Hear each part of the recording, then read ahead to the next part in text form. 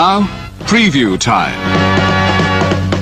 So let's take a look at what's coming your way.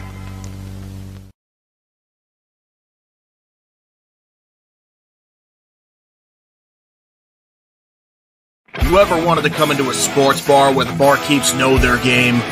Well, the Jeff Beacham Network Multiverse of Media has got a production just for you.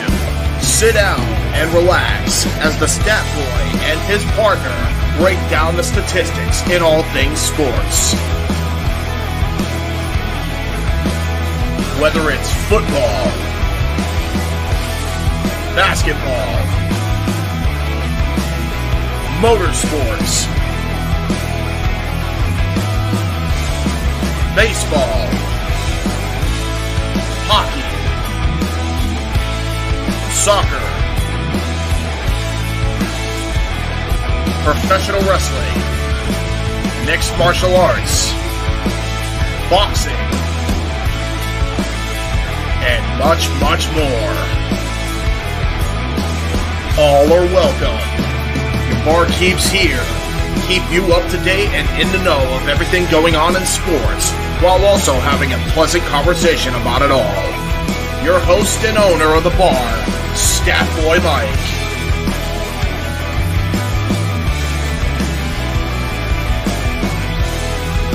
His partner in crime, Dory Lou. And a host of other guests coming in. The food's hot, the seats are warm, the drinks are ice cold, and the sports talk is plentiful. Cosity 18 Studios presents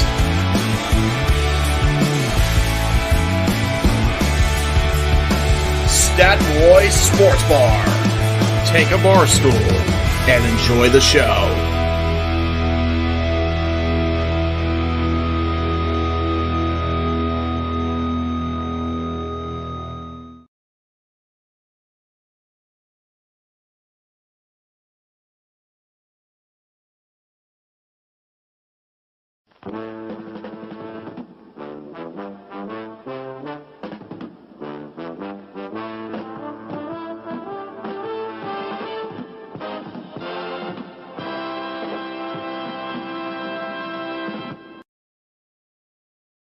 The following program contains strong language that is not suitable for young children.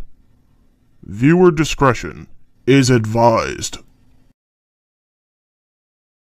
The Jeff Beacham Network's Multiverse of Media. For over 15 years, the recognized symbol of excellence and the standard bearer in coverage of sports and entertainment.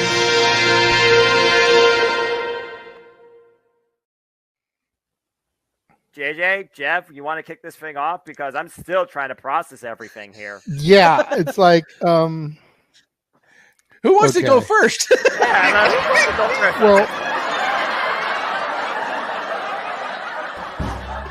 Come on in.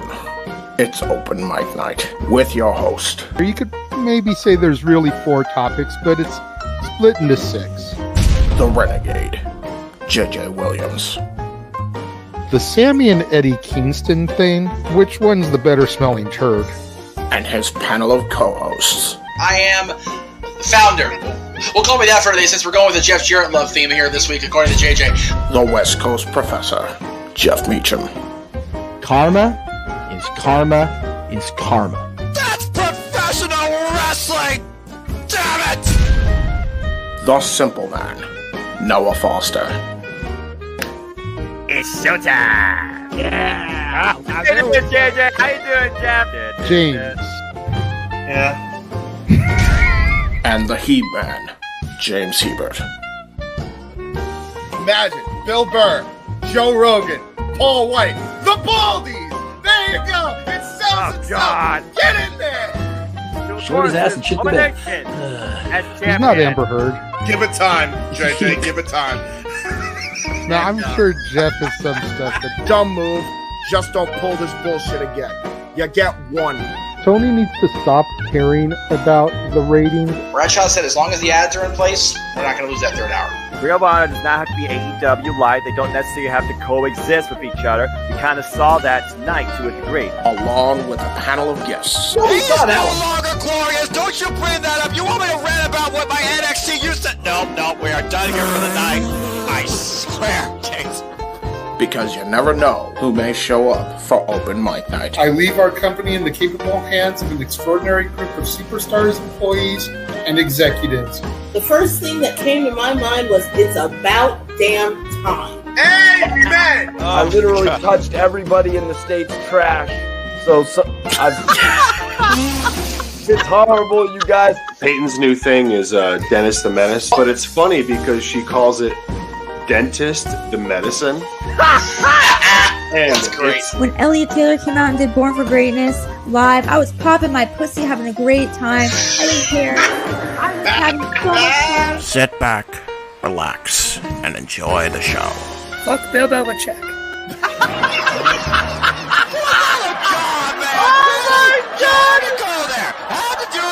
Football thing. We had it on wrestling, and then you bring in that shit. That's just how the thing goes off the damn rails. Brilliant, bloody brilliant.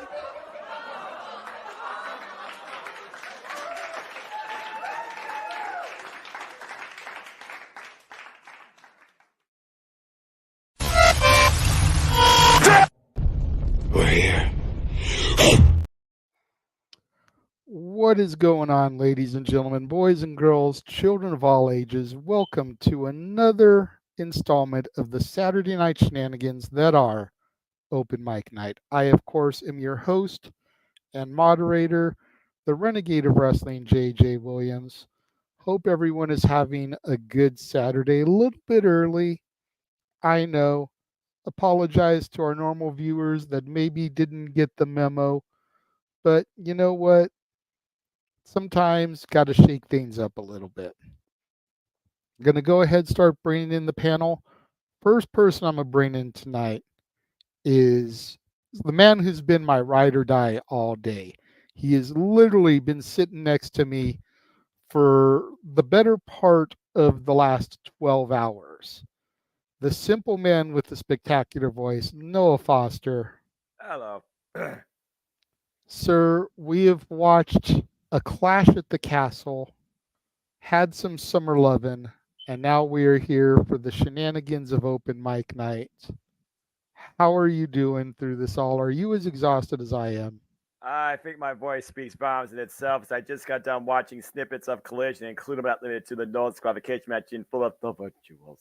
Dion Perazzo and the Man Thunder Rose, as well as the main event. Some interesting developments, some great stuff, and it's just been a downright incredible 48 hours for professional wrestling. Damn it. And of course, it continues for me as I got New Japan Press tomorrow and Pro Wrestling Noah, expecting a super huge announcement. And the Noah show is being main evented by Kata Kiyomiya defending the GAC Heavyweight Championship against Bullet Club War Dogs' own Gabe Kidd. So it's nonstop, and it's been a nonstop fun ride, and I've definitely enjoyed this Saturday. It's been wild, but I'm doing fine.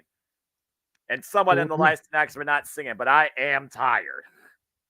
Yeah, definitely. It's been a physical and emotional roller coaster here on this side of things. And it's just going to get better and better. Before I start to bring in the rest of the regulars, let's go ahead and introduce the world to a man you are very familiar with, who just popped into the green room, debuting on Open Mic Night tonight. King A-Train, what is up, brother? It is good to have you. Welcome to Open Mic Night, my brother. Oh my goodness, JMN ATW crossover. I feel like it's been a long time coming, guys. Good to see y'all. Right? We talk about Prohibitive Portal, freaking Forbidden Door, now the Granted Gateway of Jimmy Multiverse of Media. ATW has crossed over. Yes, sir. How we doing tonight, A-Train? Just got through watching Collision. Collision was solid tonight, but I'm doing good. Good to be here, you guys. Good to have you, man. You know, I try to check out the ATW impromptus from time to time. I seen you on there with Noah and with Eric, and feel like you're well spoken. You've got some good opinions. So told Noah, it's like, let's bring you into this insanity and see how you handle this island of misfit toys. Oh, I've seen open mic nights from you guys. This island I can get used to. I'm sure. I'm sure you could. Well, let's go ahead and bring in another man you're very familiar with, the He-Man James Hebert in the house. Oh no. Oh yeah. Now, real quick. Even though we are so delayed because of my fucking documentary, goddamn. Just for one more time, for old time's sake, you say the line after I say this. Don DeMarco. Bang, bang, bang. There it is. Amen. Hey, Don DeMarco here in the house. We got ATW crew in the house. It's a party up in his house. I'm worried. I'm worried already about this. It must be a regular thing. I'm already worried.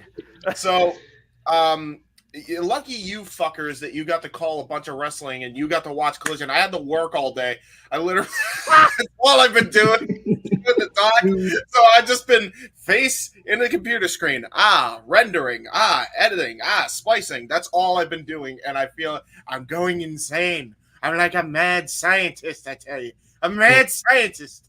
Well, we know you're mad, but as I said to the man whose name is on the marquee, and I don't usually say stuff like this, but today I'm like, fuck wrestling, because between Alba Fire and Isla Dawn making me cry at them winning the championship in Scotland, and Izzy Moreno winning the championship from La Princesa, Nieves, I'm so I'm glad just like on such an emotional high right now from watching that stuff. Again, this has been an incredible 48 plus hours of professional wrestling. Damn it! Across the freaking board.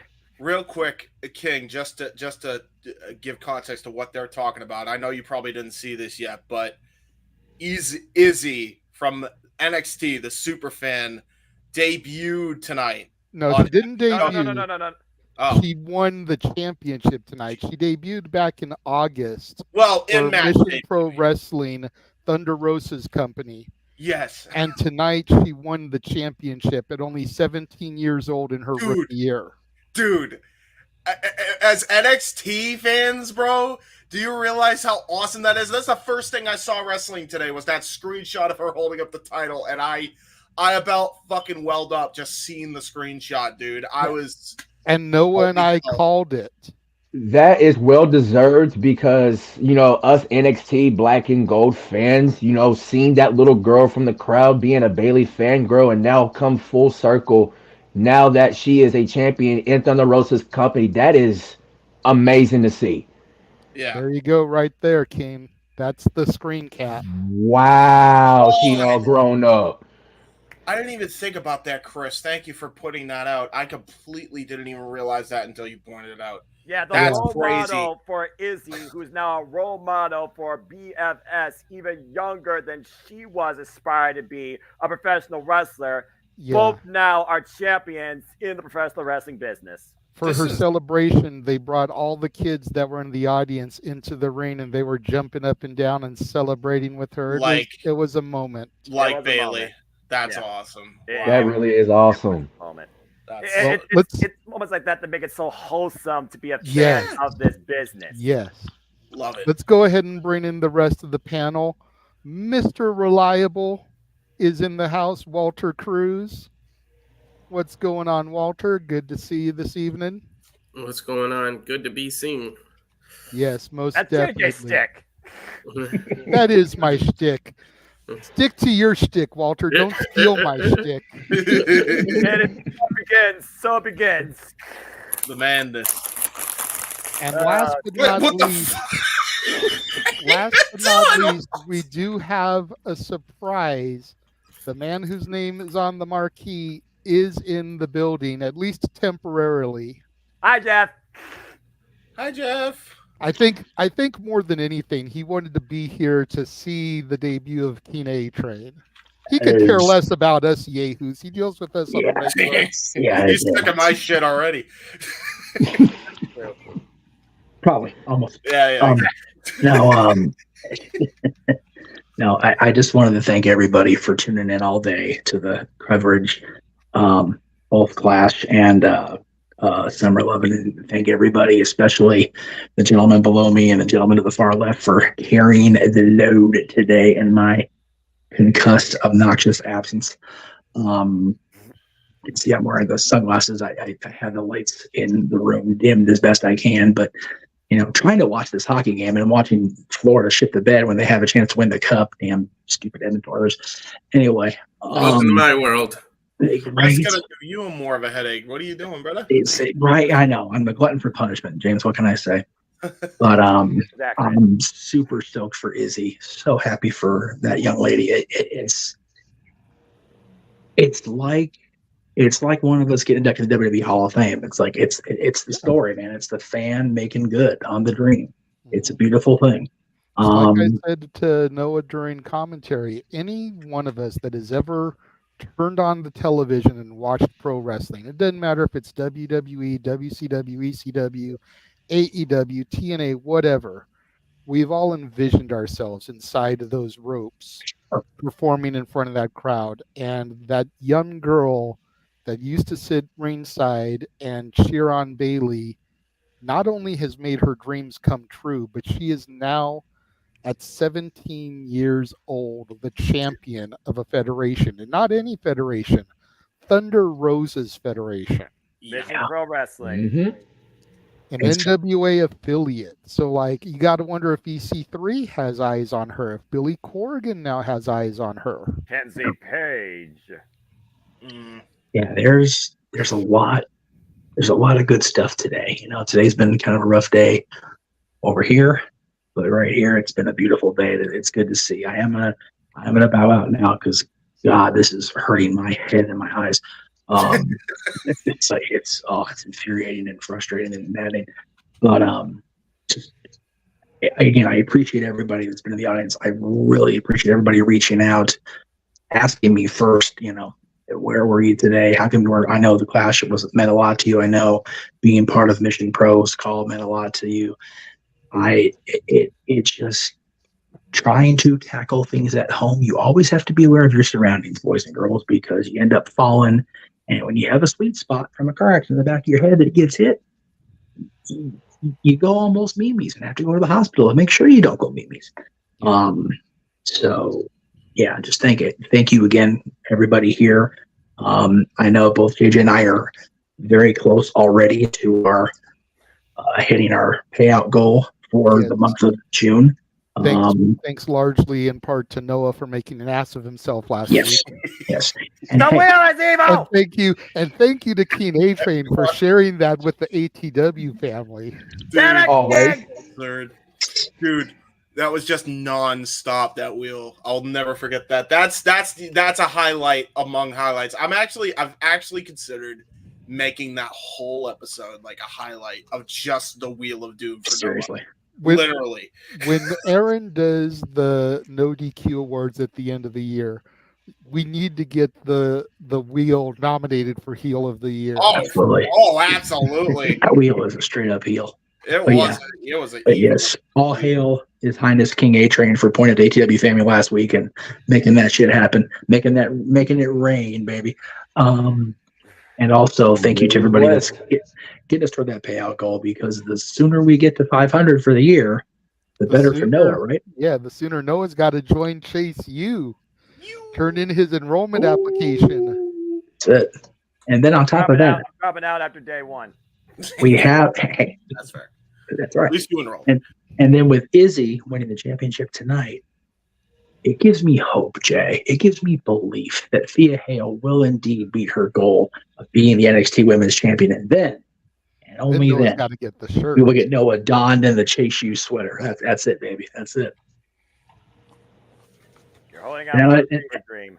And now that I've made Noah's headache almost pronounce his mine, I shall bow. But thank you guys. For real. Sorry, my voice sounds like such shit. I'm trying to rest. Worries. Thank you for popping in, boss man. But yeah, please, everybody have fun tonight. Everybody Wang Chung tonight. Are you still going till 12, Jay? Or are you cutting off an hour early? We'll see how things go here. All right. Depending on how my rest goes, I'll try to pop in during the chills. But I do want to say, in case I don't come back, I do want to talk about the shows once I get to watch them. So please come on back Monday. I'll be live at Tuesday, because Mikey's doing his damn NBA nonsense on Monday. That's right.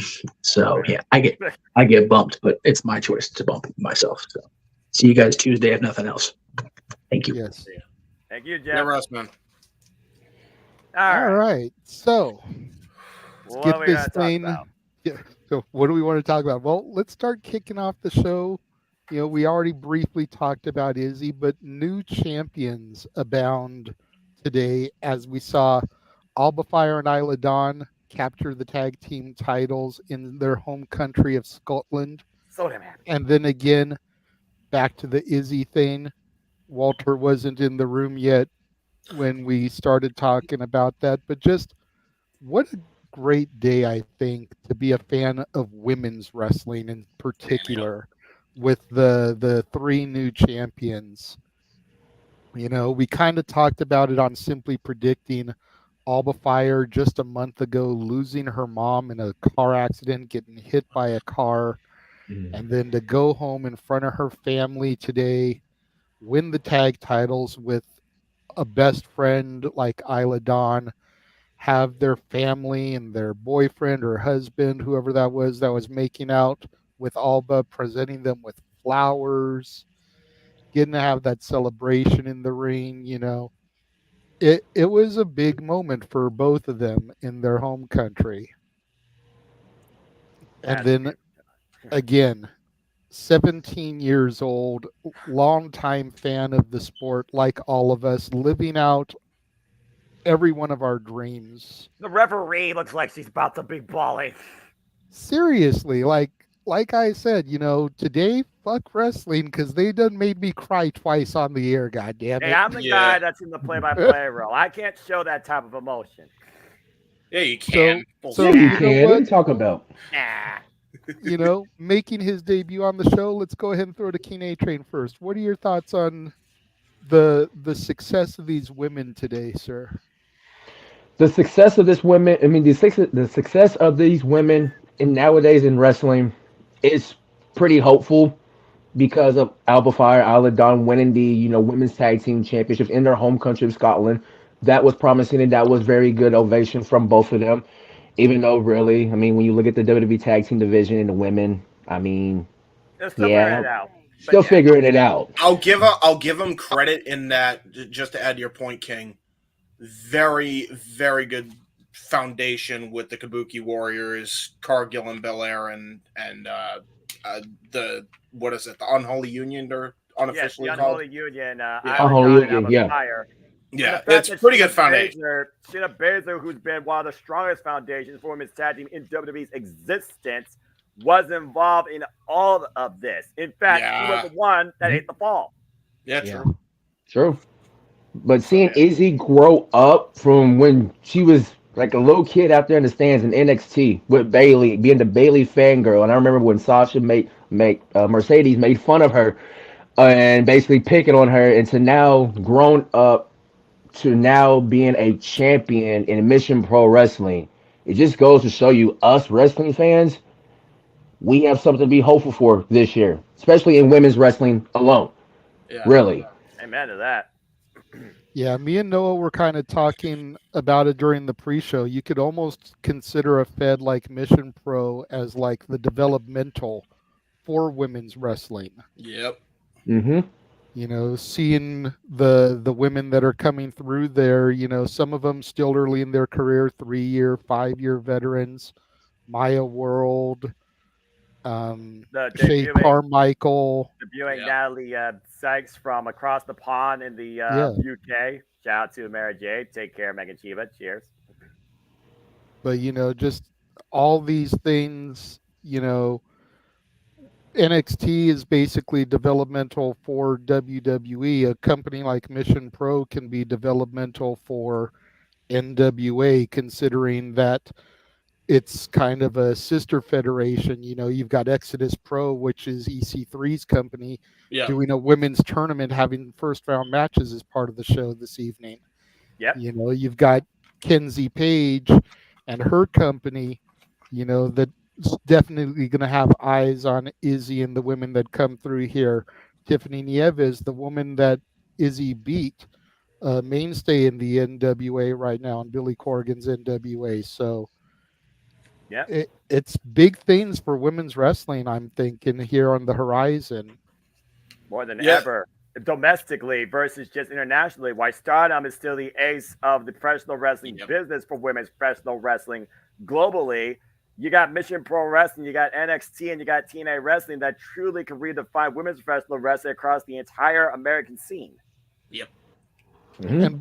And you know, NXT taking that first shot with Roxanne Perez defeating Jordan Grace at Battleground, and then Tatum Paxley showing up and getting defeated by Jordan Grace at Against All Odds. Yeah, passing the hell out of me, whole prohibitive portal, as you guys have dubbed it, you know, seems to be coming wide off the hinges now. And of course, this Tuesday, JJ, you have suspension disbelief for your NXT to find out who's in that 25-man over-the-top rope battle royal from other locker rooms to see her challenge Trick Williams for the NXT Championship at Heatwave.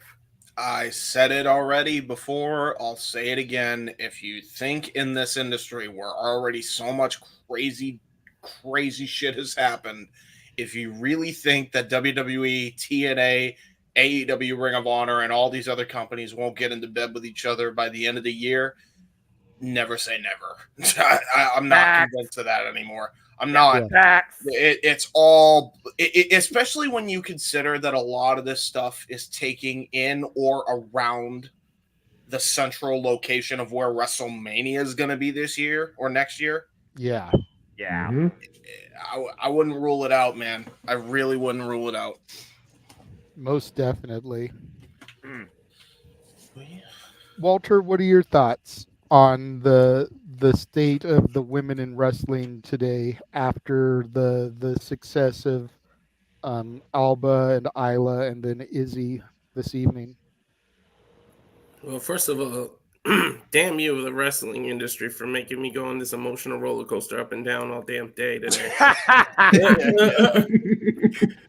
Had me up here, had me down here, had me up here, then brought me down because freaking screwed Drew again, and then did this with Izzy and had me on the rise again. So, I mean, it's in good hands. Like, thank goodness TNA has the women's division it has. So it was already in good hands, but now this is all positive vibes for the women's division. You know, it started with, like, you talk about Izzy and her NXT fandom, but remember that video that used to go around when AJ Lee met Lita and her reaction and how that influenced her to become a wrestler. Mm-hmm. So it's like you hear these stories all the time. To see somebody actually turn around and do it and only do what most of us are dreamed of, because I know I used to dream of actually doing it, but, you know, I was born in a broke-ass family and my training was on the fly and free, couldn't afford too much of actual professional training. So our training was backyard or shit. Yeah, I did it, but I did it the whole don't try this at home. I did 10 years of backyard. He didn't follow the run. I'm just the guy that's always been the storyteller at heart, drumming their family insane, calling I did it too. Yeah, we literally learned. And then when that documentary came out showing you how to actually do the moves, we all got that, and we trained ourselves, and we did our own backyard league, and was on this what they call CTV over here in Connecticut. It's like a free channel, and you put your own videotapes. You can bring it there, and they will air your stuff. So we used to wrestle on that kind of stuff. Wait, hold on. You never told me this shit. Hold on. Yeah. I wish that we had something like that out here, man. Yeah, we would go out there and film our shit. So this is YouTube before YouTube existed. So you're telling me that you literally booked a fucking backyard fest, and then Connecticut not giving a fuck about regulation or laws is just like, yeah, all right. You go out there and do it. It was us wrestling. If anybody, it was us wrestling at like baseball parks and stuff, pretending that was a steel cage. And they used to come on at like 3 a.m. If you paid, they aired it. They aired some weird stuff on that channel, man. I'll never forget. It was channel 27. And the funny thing is, I live now like less than a mile away from where that building is right now. Wow. I don't know what it is now. I don't know. Crazy. How have you never told that story on any podcast ever? Yeah.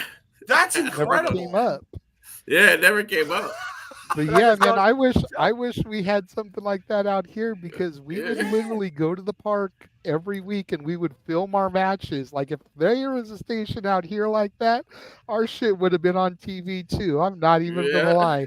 Yeah, to be on We a had weird 260-pound, 5'3" dudes doing Canadian destroyers on the grass. Like that's how we used to do it. Yeah, DDTs on bases. Okay. Take a breath, James. Get your thoughts before you speak. I know you. Well, the reason I had to catch my breath is because he reminded me of this backyard thing that I did. So I used to do a bit of backyard wrestling, right? So we all did. It's okay. So I never had taken a DDT before up until this moment, and we had a wrestling match on the beach. So my friend, my buddy, puts me in a headlock, right, on the beach. I can't remember if there was a crowd or not, probably because of the PTS or the CTE. Excuse me, wrong phrasing. So he drills me, but I don't tuck my head under his armpit, so I just go planning on. I'm like, I almost lost all feeling, but then it came back the next day, and I'm like, that's probably not good. And then I was like fine within a week. So I'm like, okay, I'm never taking a DDT again. Never took a DDT during backyarding since. The only thing I didn't like is when we had the meetings and we used to try to book it. It's nobody ever wanted to lose. Everybody always wanted to be. I was like, dude, people got to lose. Like, come, me and my best friend Rel were like the only two that were willing to lose. I made it look better to lose. I was Dolph Ziggler before Dolph Ziggler. Damn it, I knew how to sell. I was like, I don't mind losing. Dude, who the fuck was training with you? The Messi brothers? Pop knows what's up. The LBWA, the Long Beach Wrestling Alliance. That's what we're calling. Dude, you guys should have had a crossover. Yeah, I'm about to say, this is the genesis of not only what crossovers have become in 2024, but to JJ's point, trying to circle this thing back to not only the aspiration of women's wrestling, but the aspiration of professional wrestling. We've all had this kindred dream, this connection, this passion, and this spirit for this business since we were kids in some way. Whether we wanted to be a part of it or whether we wanted to see stuff like this happen in it to our favorites. It just goes to show again the time-honored, never-ending testament now. Truly anything is possible and anybody can do anything in this business. That's Bailey-inspired wrestling gear. I don't care what nobody tells me. Absolutely right. Most definitely. That's Davina Rose inspired. You kidding me? I was talking about Davina Rose before we went into our call because Davina Rose, for those that don't know, by the way, happy birthday, Davina Rose, aka Bailey, literally started off in 2012 on the Independents. Izzy Moreno in her 7th match in an independent wrestling promotion just won her first championship. Jesus, that's awesome. If I may go next on this. Yeah, go ahead. I was going to have Noah bring it home anyways. I loved seeing that screenshot because I hadn't actually seen any event yet, but I love seeing the screenshot. That warmed my heart already. Izzy deserved it because I know for a fact after the match around, I think it was like 2015, around the time where Sasha and Bailey had their Iron Woman match, which was, by the way, if you haven't seen that, that's like an all-time classic. Still all-time classic. Go into the archives and watch it. She was training pretty much right then from that point on any way she could, studying it, like whether it was studying it with like mind, and then when she was old enough, she started like physically getting involved in training. So she's really gotten up to the point of like where she is now. Like, don't tell me anything else, but she was handed it because of no, fuck off. She got that because she busted her ass. Yeah. Period. Point blank.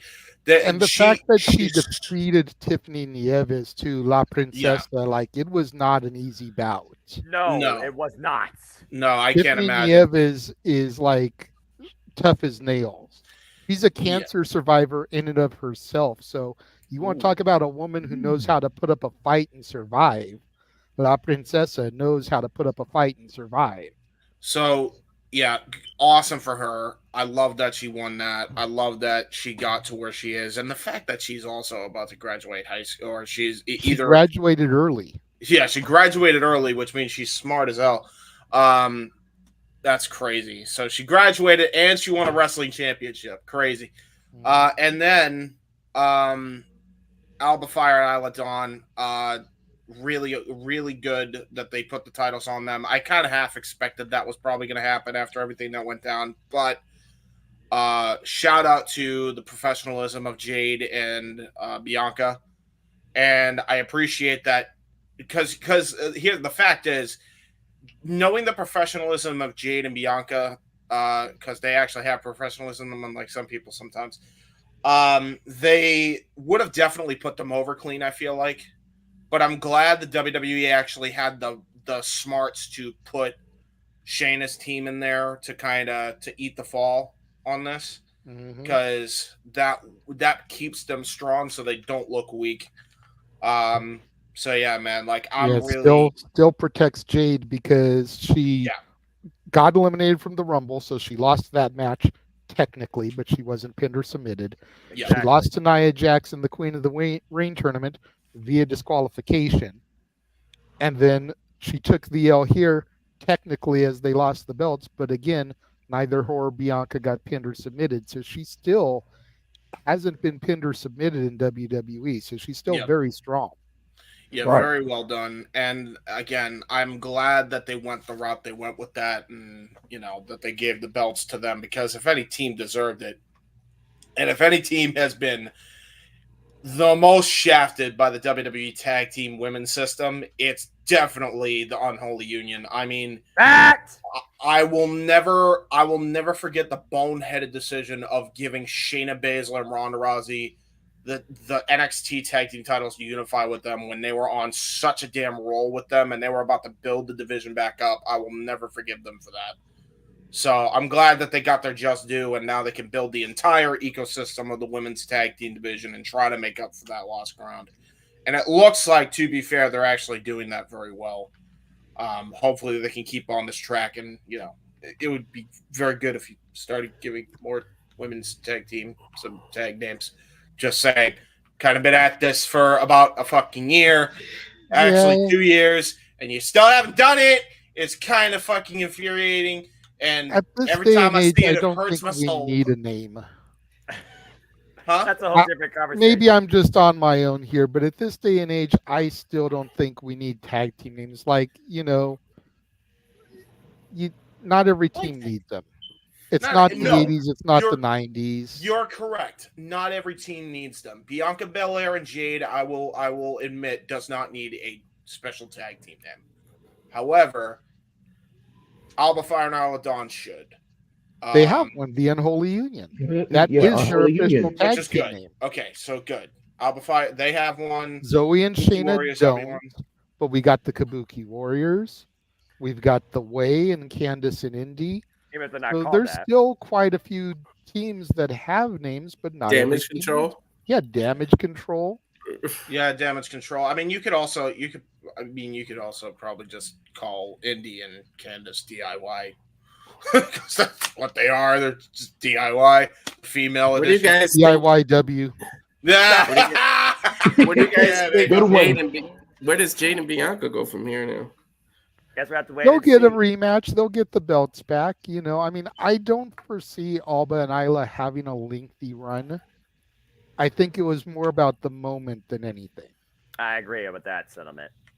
Yeah. Yeah, I think that's the whole reason it was the triple threat. Yeah. Still, though, hey, you know what? They needed to do that for Kayla. Poor girl has gone through way too much. They needed to do that because they knew what they were going to do to Drew. So Yeah, somebody got to get somebody that had to moment. win. Yeah. For Scott, somebody had to get a win at this first ever PLE in their freaking home country. Hey, By the listen. way, some advice, Drew.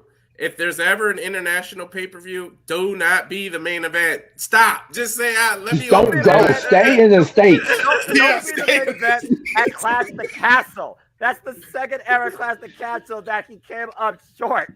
Okay, but Drew, Both of them were Drew, because of run-ins. Solo Yeah. Sikoa and CM Punk. mm-hmm. Roman made Drew acknowledge him, and then Drew got punked. He's 0 for 2.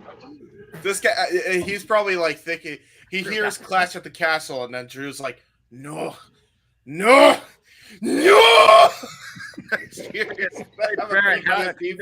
the way, did you get to see the presser at all, JJ?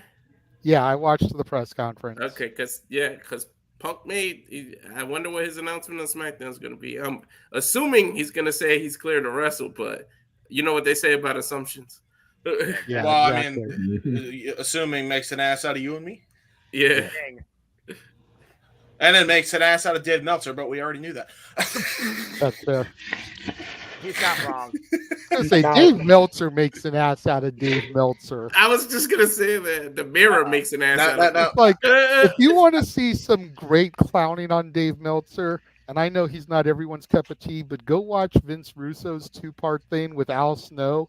Al Snow just ripping Meltzer to shit, but Vince Russo. Al, I absolutely can believe because he can't. I know he for a fact he can't stand Russo. I've heard it from his own mouth personally. But he they can't stand the show him this clip of Alvarez and Meltzer, and they just keep pausing it and pausing it and pausing it so that everyone can get their cracks in on him. Great shit. Yeah, and they just debunk everything that they said with the exception of a couple points because he thinks he knows everything. What's hilarious, too, is that they've lost so much credibility, and now they're starting to kind of – and don't get me wrong, look, whatever side of the fence you want to stay with, that's fine on that whole fucking shit from a year ago. But I love that there are people that are now calling the holes of Dave and Alvarez's arguments with how the whole thing in AEW is handled with Punk and the Elite. Like, I love that they're poking holes in their spinning of the narrative. Like, and basically just straight up telling them, you didn't help at all. You made it worse, and you're still making it worse. As far as Vince Russo goes, I mean, he's just. Let's try not to go down that rabbit hole. That's a whole other thing we can do, James. Delete. About to say, what are we talking about? Noah, go ahead and bring us home on this topic, good sir, and then we'll get to Arlene's super chat. Yes. What else can I say besides what I demonstrate, what I empower, what I literally passionately pontificate upon when it comes to the state of the matter of women's professional wrestling? Damn it. We just saw 3 incredibly deserving individuals have moments today for championships. 2 that did it in their home country, 1 after a family tragedy, and 1 literally young up and aspiring to reach the glory of her role model, winning her first championship in Mission Pro Wrestling. It's one of those days where, again, potential is infinite and anything is possible in this business if you put forth your all best into it. From Julia Hart winning her first championship to the TBS championship, of course, incredible run at the age of 20 years old, to Billy Starks winning and inaugurally the Ring of Honor Women's World Television Championship at 19 years old, to your constant aspiration of Thea Hale becoming a champion, who's also 20 years old. There's really no telling when somebody can go into this business and when they could have their first achievement. That was demonstrated here with Izzy Moreno. And then you look at work ethic, you look at the deserving efforts and individuals like Isla Dawn and Alba Fire, who I've followed both since ICW and their work across pro wrestling, even other promotions across the UK, Glasgow, Scotland, Europe, whatever the hell you want to call it. Get your freaking geography atlas out or whatever. It's just absolutely special to see how far we support people in this business. And when we see them achieve the moments we think they may not get to, but they deserve to get to, and see it happen, it makes it so much better. I've never been more proud and more happy to be more wrong in my life regarding the triple threat encounter. And again, triple threat is a fail-safe. Like you said, it gave the 2 the moment, it protected the champions, and it was full circle when it came to Shayna Baszler, Zoe Stark, and Accessory. And I imagine that we're going to get this match run back because there's that little bit to the super chat we'll talk about here in a moment of Jade Cargill tapping out. That being said, Izzy Moreno, again, young girl with a silver bow in her head, being assaulted by Sasha Banks, watching Bayley beat her in Iron Woman match, 30 minutes, history making. Now seeing Izzy Moreno inspiring even younger fans than her, calling them her BFS, is truly a full circle moment to see that shows this industry is in such a good shape for generations to come, more than ever. And this whole crossover idea with all these promotions, with Prohibitive Portal, Granted Gateway, Forbidden Door, whatever the hell two-term you want to call it, makes it so much more exciting to be a fan more than ever, no matter what company you want to support or who you want to see go wherever. Yeah, absolutely. WWE used to always say anything can happen in the WWE. With this new mentality, with, seeing Shayna Baszler versus Masha Slamovich at the beginning of the year, with seeing Roxanne versus Jordan, Tatum Paxley versus Jordan, with seeing Io go across the pond, the Shinsuke Nakamura thing at the beginning of the year. Now more so than ever, it really truly feels that WWE is the global juggernaut that they've always presented themselves as. Yeah, really. And that anything really can happen. In this industry, for sure. Yeah. Mm-hmm. We just need Paul Levesque and Tony Khan to have a sit down, and then the gloves can really come off. It's funny you mentioned that, because the more I see Tony kind of leaning into the trolling and the more Triple H is kind of jabbing back, and then you see guys like Swerve, the world champion of the other promotion in AEW, no big deal, saying it's inevitable that WWE and AEW are going to work together. And seems like a work to me, brother. It seems like a long con work. But yeah, this business loves to work, yeah. Yeah. Nope. Speaking of work, I think Rey Mysterio is a bit timid. He's going to go heel, I think, in the industry. You know why? Because Izzy Moreno is nipping at his heels, and soon there's going to be a younger champion than him. We already saw. No, that doesn't work for me, homie. We already saw Chelsea Mysterio run out today with her Rey Mysterio mask, helping Piper Niven after checking from ringside. For all we know, Rey Mysterio's still looking for that mask. Probably. How the hell she grabbed that? See, that was my question. How? Probably took it off a fan. That's what this is. Either took it off a fan, you never know. Hey, can I borrow that quick? Or she, my head cannon. My head cannon borrowed it from Dom Dom. Yeah, either that or Dom, that idiot, and freaking CM Punk borrowing a referee shirt from Jessica Carr. I got it. What Wade Barrett's calling the biggest screw job in WWE history, bigger than Montreal. I got it. Screw job. She snuck into Dom's and Liv's hotel room and took it from Dom. Either that or I mean, she could have raided Ray's locker room and just stole a mask out of it, and he's like, "Hey, where's my special pink mask?" I thought Rey Mysterio wasn't involved in Scotland, though. What makes you think he was there? Hey, he was there just to watch the show. You never know. Maybe he got a ticket. I don't know. Well, we did get a super chat from Arlene, so let's go ahead and get to that $5 super chat. Thank you, Arlene. The main question of the day is, did Jade tap? She did. And how she shouldn't get hate for the botch. I'm going to start with the second part. Yeah, let's give her a little bit of a break for the botch. Yeah. If Damian Priest can get his shit hung up, trapped in there, and people don't want to give him that same negative energy, then y'all can seriously, kindly fuck off when it comes to Jade Cargill. Accurate. Y'all want to hate because y'all want to hate.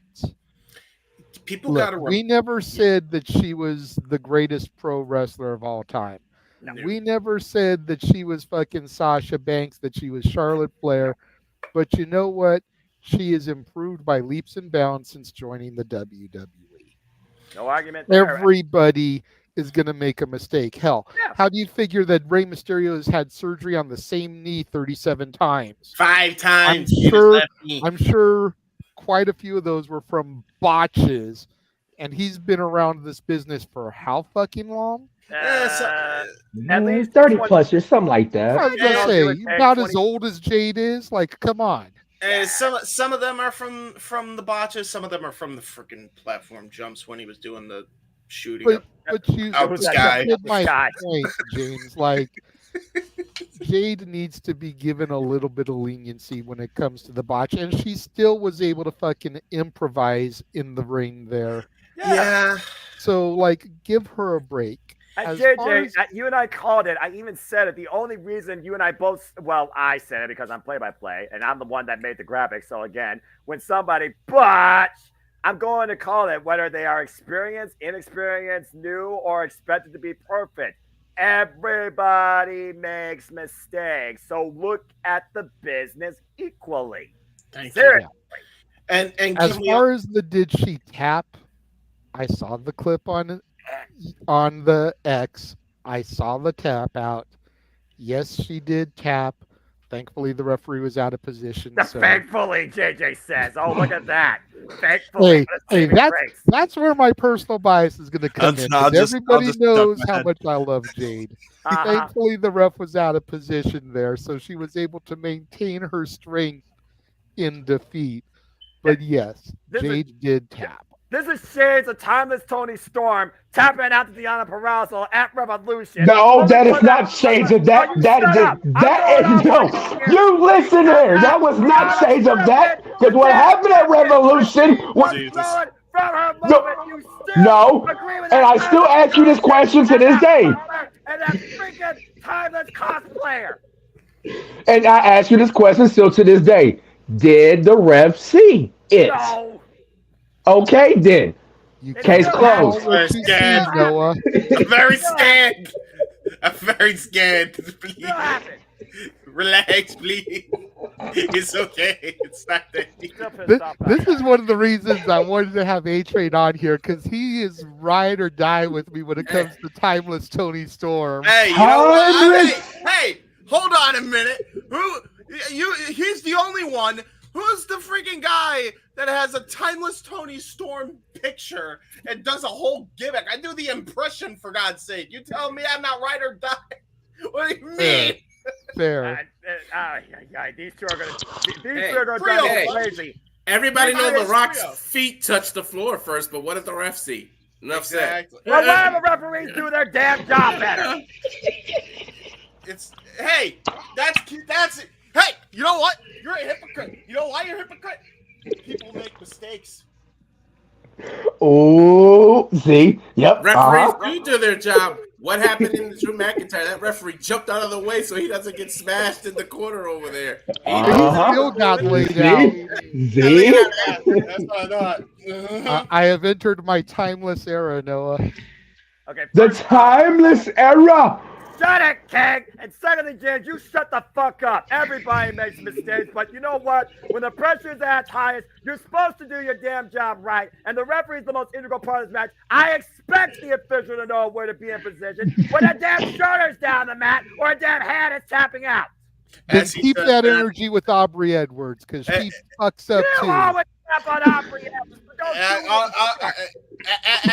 As he digs the hole deeper for himself, I'm gonna just get this comment back up here for a second, so it is reminded what we just talked about and what you just preached. You're not practicing it. What's up with that? Ain't the old saying, go practice what you preach? Exactly. I've seen UFC referees be out of position and miss taps, and that's real. See, I've seen a few of that too. Okay, but not everybody. Any less annoying. That's the point. The bottom line, we see it, but the record books don't fucking indicate it. Listen, in the fairness of Noah, there is a difference between making mistakes and just being blindly incompetent. And to be fair, Walter, nobody, and I mean nobody, was as incompetent as that referee who got fucking canned by Dana White. Nobody. Mazzagatti, the worst referee in MMA. Yes. What's his name again? I forget always. Steve Mazzagatti. Steve Mazzagatti, one of the worst MMA referees of all time. Fuck me. Mozzarella pizza, because that's what he's doing now, flipping pizzas. Get the fuck out of here. Yeah, he's going when the referees make mistakes like this, it's just mind-numbingly annoying for anybody. And I demonstrate that with any referee. And whether or not I'm jaw-jacking JJ with Aubrey, I'm jaw-jacking this dude below me for Timeless Toy Storm, or I'm jaw-jacking this gimmick-infringing buffoon on anybody, I still hold up that same capacity that the referee, do your damn job right. And let's not forget the way me and you get into it over Karen Jarrett as well. The witch to burn. Oh, I thought you said you don't wish for her to burn. Now you're going back on that. I'm debating because I recently saw her again on my screen. I'm like, no. Listen. Well, as we try to bring things back to the original topic before we go on to the next thing we talk about, the man whose name is on the marquee just posted this. And that's wow. all you see. Now, that's more than first circle. That's generational. Yeah. Damn it. In relation to the women, to actually talk on the point, there's only one point I wanted to make on the Jade thing quick. You guys, really quickly, while this is up, he says this is a decade apart. That's absurd. That's a decade apart. Making me feel old. That is insane. Okay, well, I got nothing to live for anymore, guys. I'll see you. I'll see you. Wait. That means 2014, guys, was our Black and Gold's pinnacle arrival. NXT Takeover Brooklyn. Old as shit, Noah. I feel old as, and he does too. I feel you. I'm 32. What's 32? Someone tell me. Yeah, I'm about to be 30 in October. 22.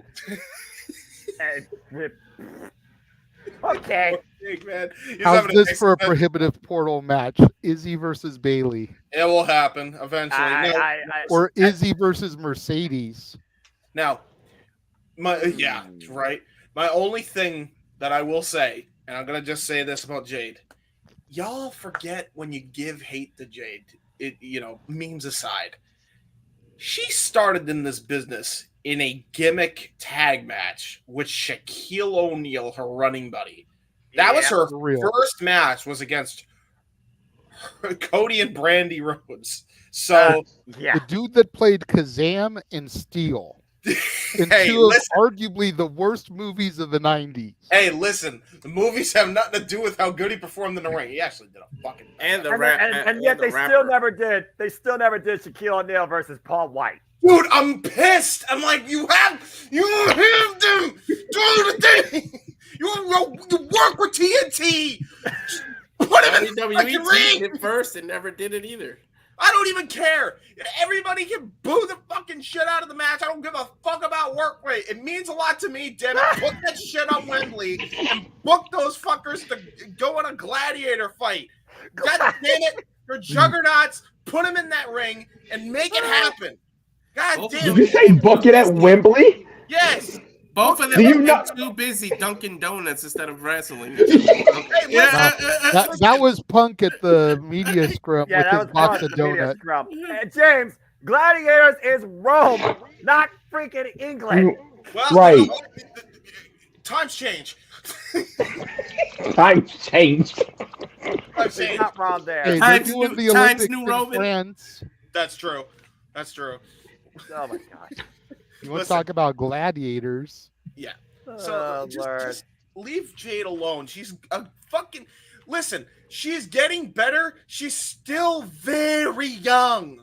She started in 2020. It is now 2024. She's only 4 years in. I think people forget 2020 was a thing, and they're probably like, who's this bitch? So that's probably what's happening. That's probably fair. But it's like, guys, we have all seen her.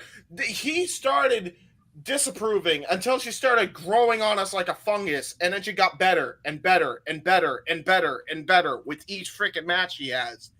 She learned in a rapid pace. That doesn't happen often.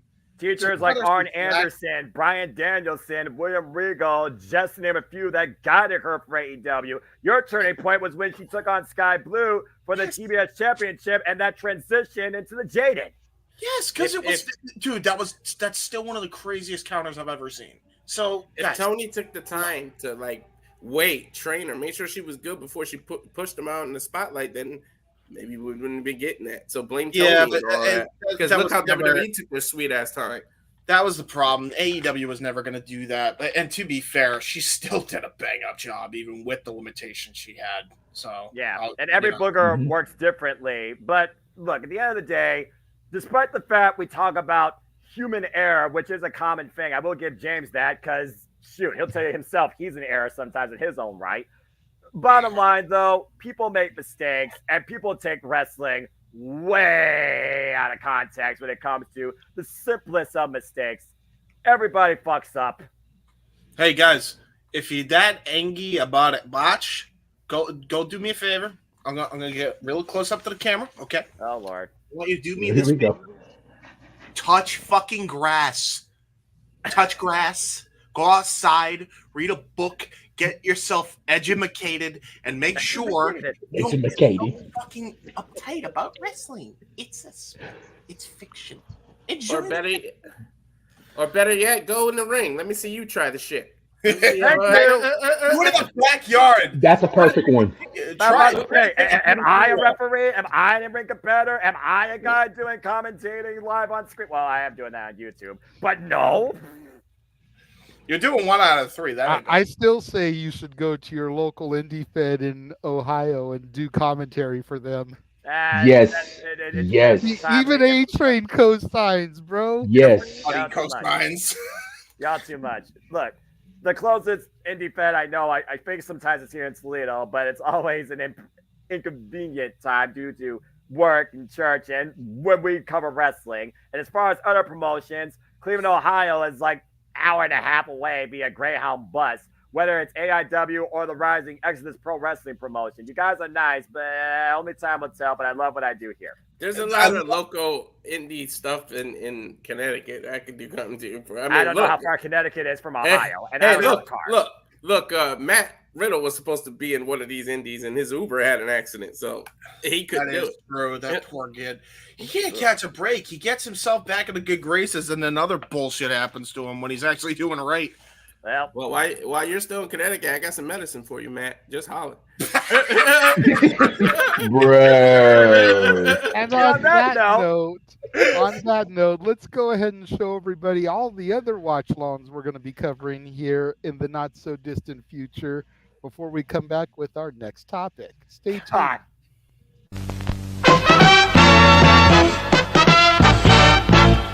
And now, preview time. So let's take a look at what's coming your way.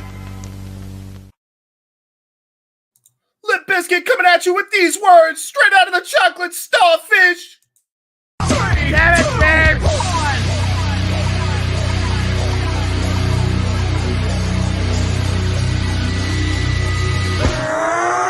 Here we go again! Right now, let's go! Me and you, toe to toe. We can rock, we can roll. Here we go again! Right now, let's go! Me and you, toe to toe. We can rock, we can roll. You see it?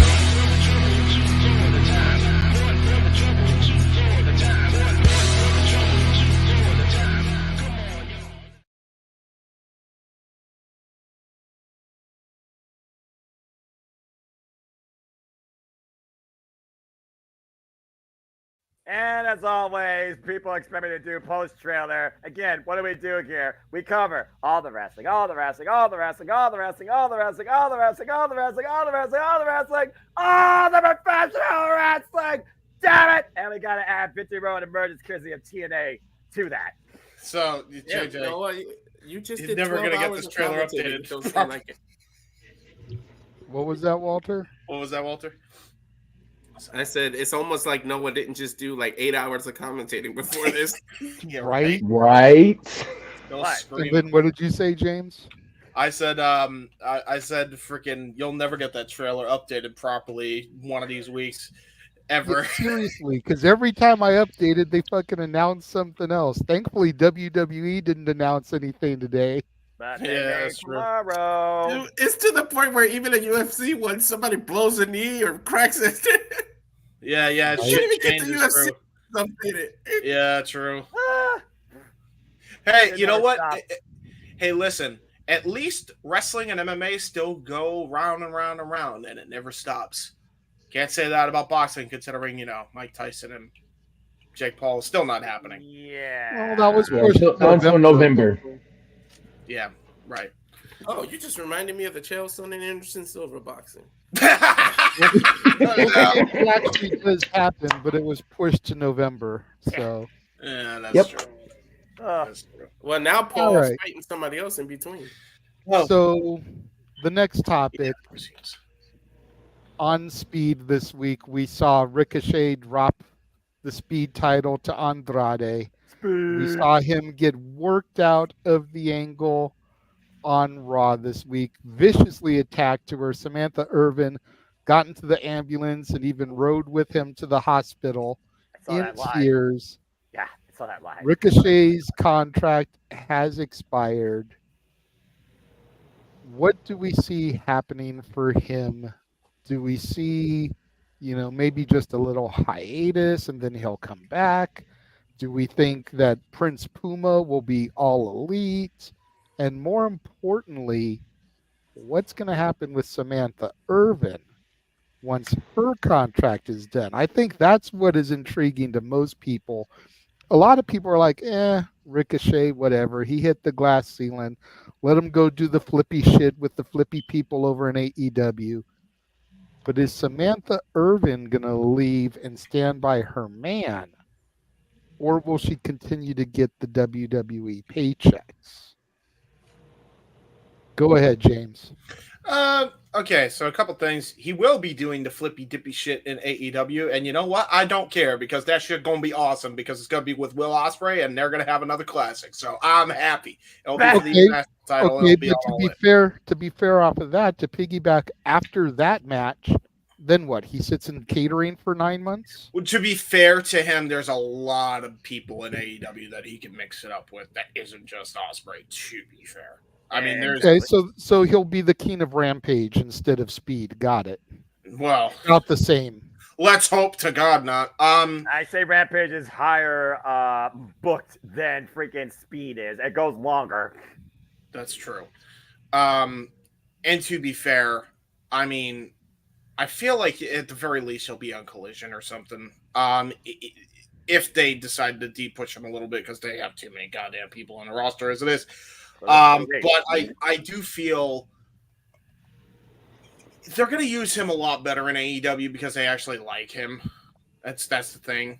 He'll definitely be more favored in AEW regardless. And quite honestly, if you got two damn company owners and you're not trying to get both purses, what the fuck you doing? Especially when considered Samantha Irvin's an actual employee because she's not a wrestler. So she's getting that WWE money full on. And then the 401k, why not get that same treatment over in AEW and get the wrestling money and get guaranteed money?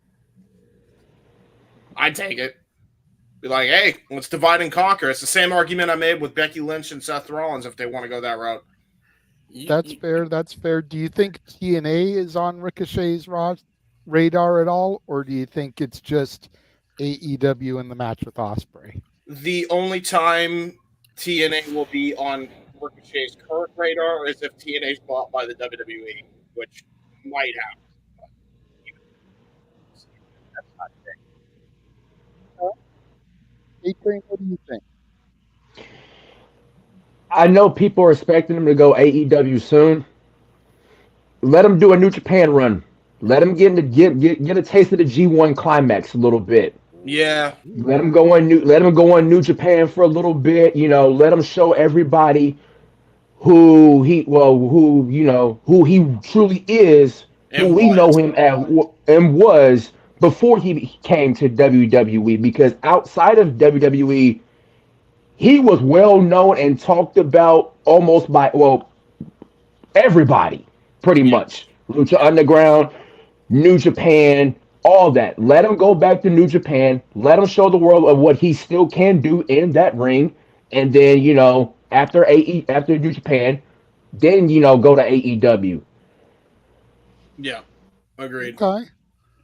I like that. I like that idea about letting them go to New Japan and do the G1 climax, especially since they're going to announce the first competitors Sunday, tomorrow. There you go. It would be interesting to see if he's one of the names that they announced. Since he's not under contract, there's no non-compete clause. He theoretically could be part of the announcement tomorrow. He could show up as a surprise entrant or a participant in the New Japan Soul Tournament, determining the remaining 2 competitors, 1 for each block. True. That's true. And then what about Samantha A-Train?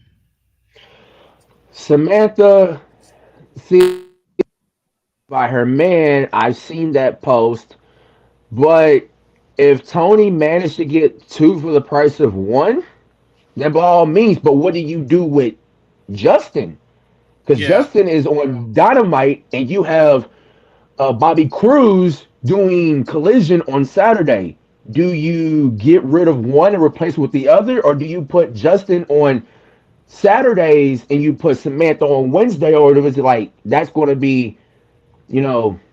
I mean, let's be realistic about it, King. If anybody's going to go to Rampage first, it's going to be Samantha because there's no other place for her, really.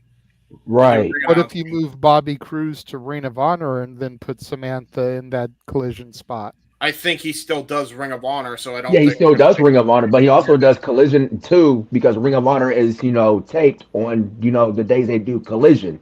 So if anything, she'll be doing maybe the Ring of Honor as well with the Rampage. I don't know, but I don't know about that, guys. You guys don't watch AEW and Ring of Honor as much as I do. There's another correspondent they have that does the announcing sometimes, respectfully, for Ring of Honor. Oh yeah. Aaron What's her name? Petty. Yep, her.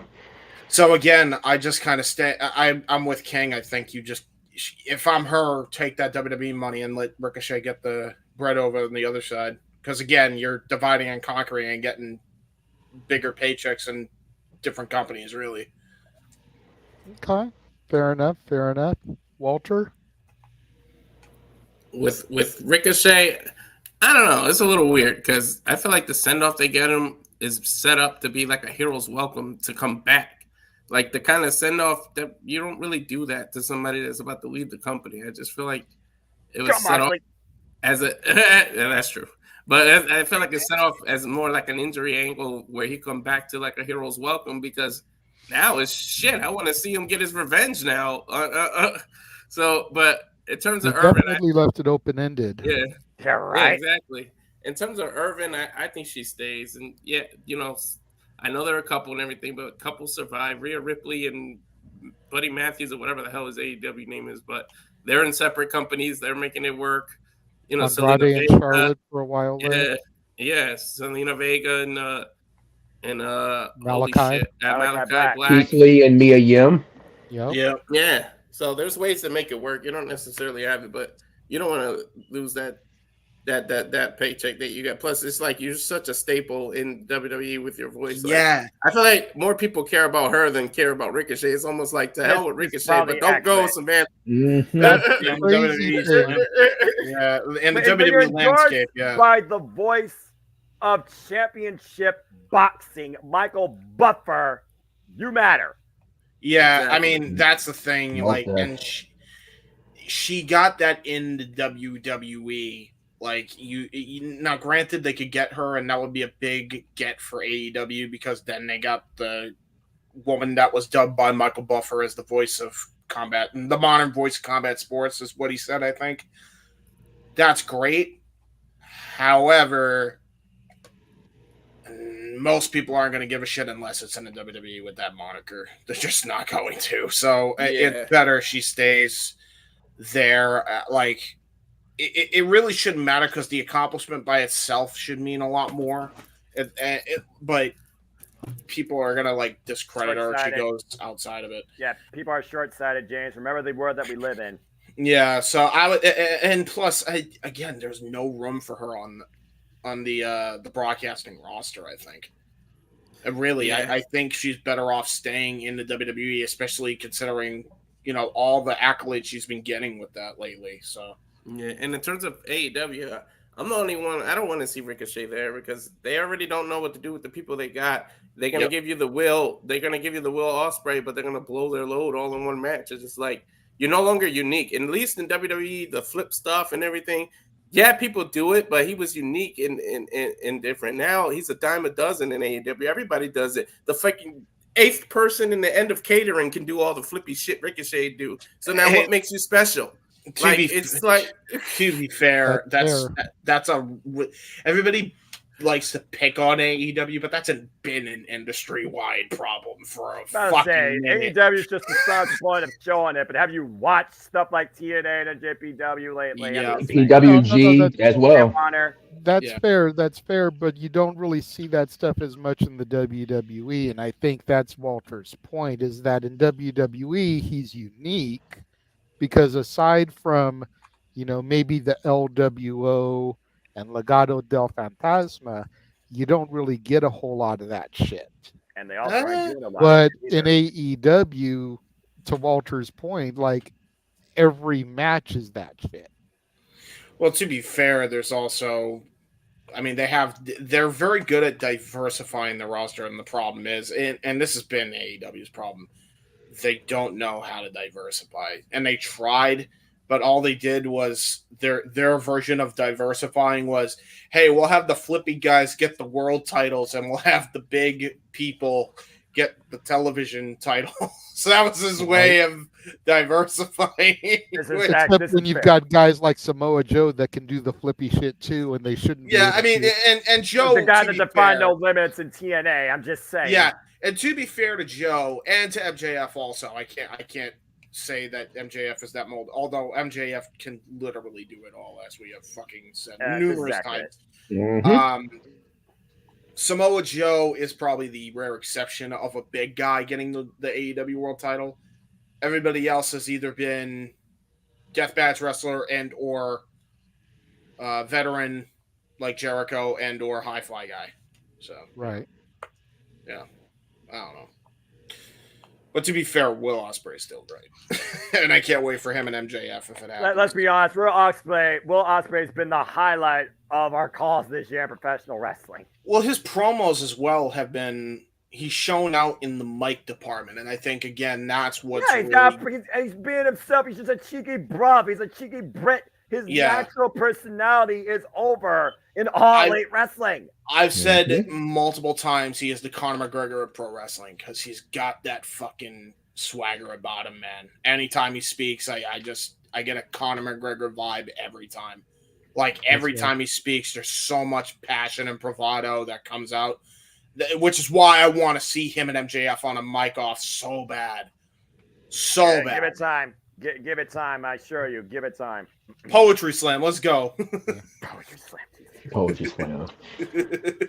All right, Noah, bring us home on this one, sir. So, as you all know, I went to Monday Night Raw, first time in 6 years. This past Monday, it was a lot of fun. And I saw Ricochet get obliterated by Braun Breaker. And they had a Braun Breaker have match of the night. Why Lara Valkyria and Io Sky was also pretty awesome.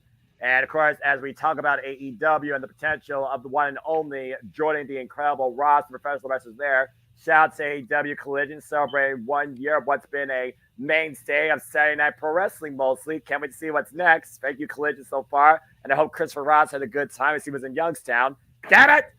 Still regret that I wasn't there, but that's a whole different story. So, Ricochet. It's weird because I follow King Ricochet. I follow Prince Puma. I've watched Lucha Underground. I watched his time in NJPW when he was a tag team or singles competitor, when he was part of the junior heavyweight division, you name it. It's one of those things where I do wonder what Ricochet wants to do next with his career. And the fact we're in Forbidden Door season and another wrestler decided to show up in a different company because he wasn't sure what it meant for him right now to be a professional wrestler. And you see what he's doing. Let's not forget the very first Forbidden Door, one Clio Castagnoli arrived and answered the challenge of Zack Sabre Jr. and has been a mainstay of AEW since. It's one of those things where, again, it doesn't matter whether it's WWE or AEW. Look at those two companies first. You still have bloated roster issues. It's just a matter of how you diversify and classify it. The biggest strength is WWE Triple H has a vision. Tony Khan, sometimes it's hot shot, but you still can't argue his pay-per-views 99.10% of the time are not missed. Period. Simple as that.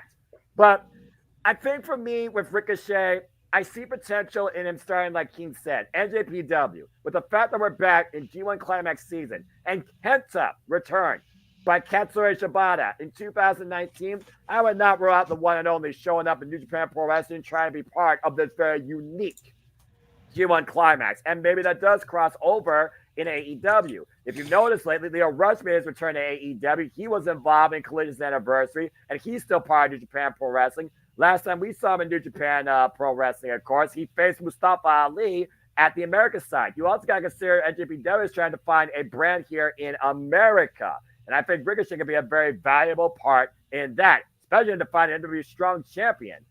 So I don't want to rule out Ricochet going to AEW or NJPW. I honestly can see him show up in either, if not working across both those promotions.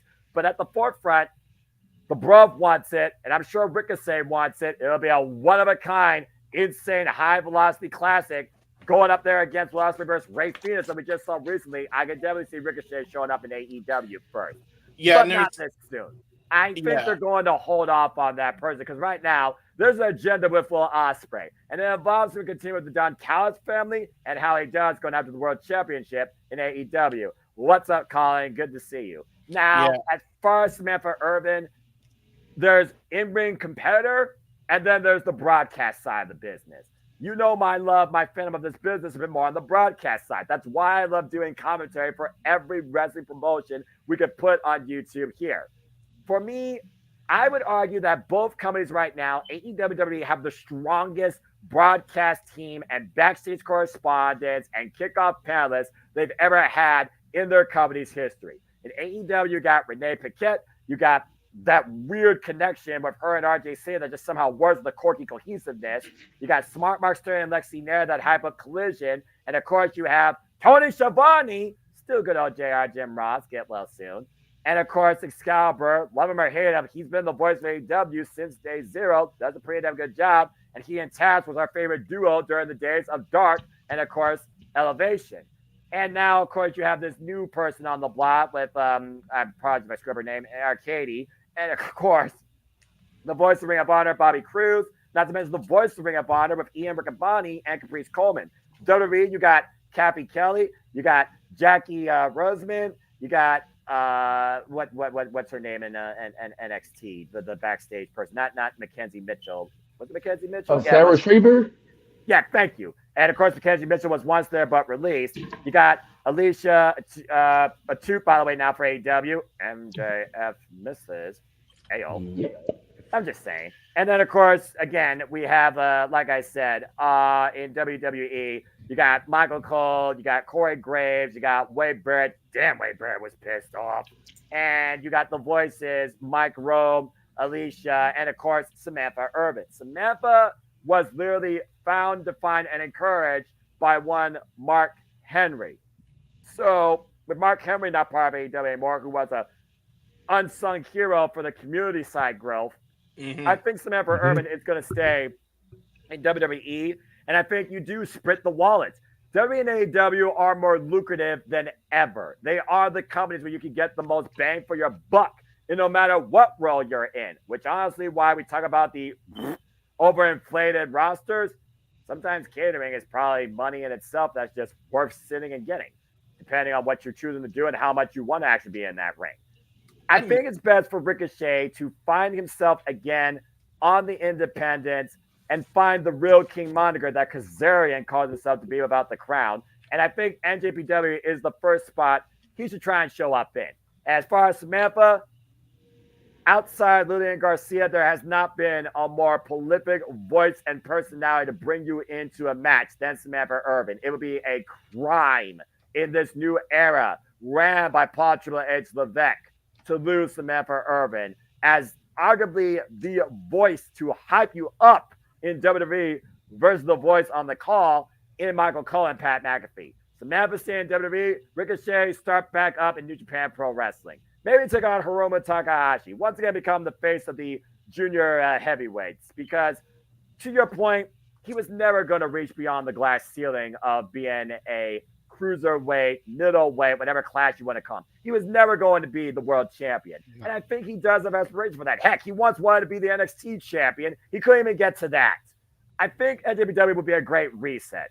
But Samantha Irvin, if WWE is wise, they will do everything in their power to make sure she stays on as the voice of WWE. That's fair. Yeah. All right. I mean, catering is for fat asses like me. That's all I'll say about the catering comment. I mean, Eddie Kingston likes that peanut butter pie. He's out till next year. Yeah. Hey, I feel that. Yeah, but assume that, King. Damn it. I can't believe that shit.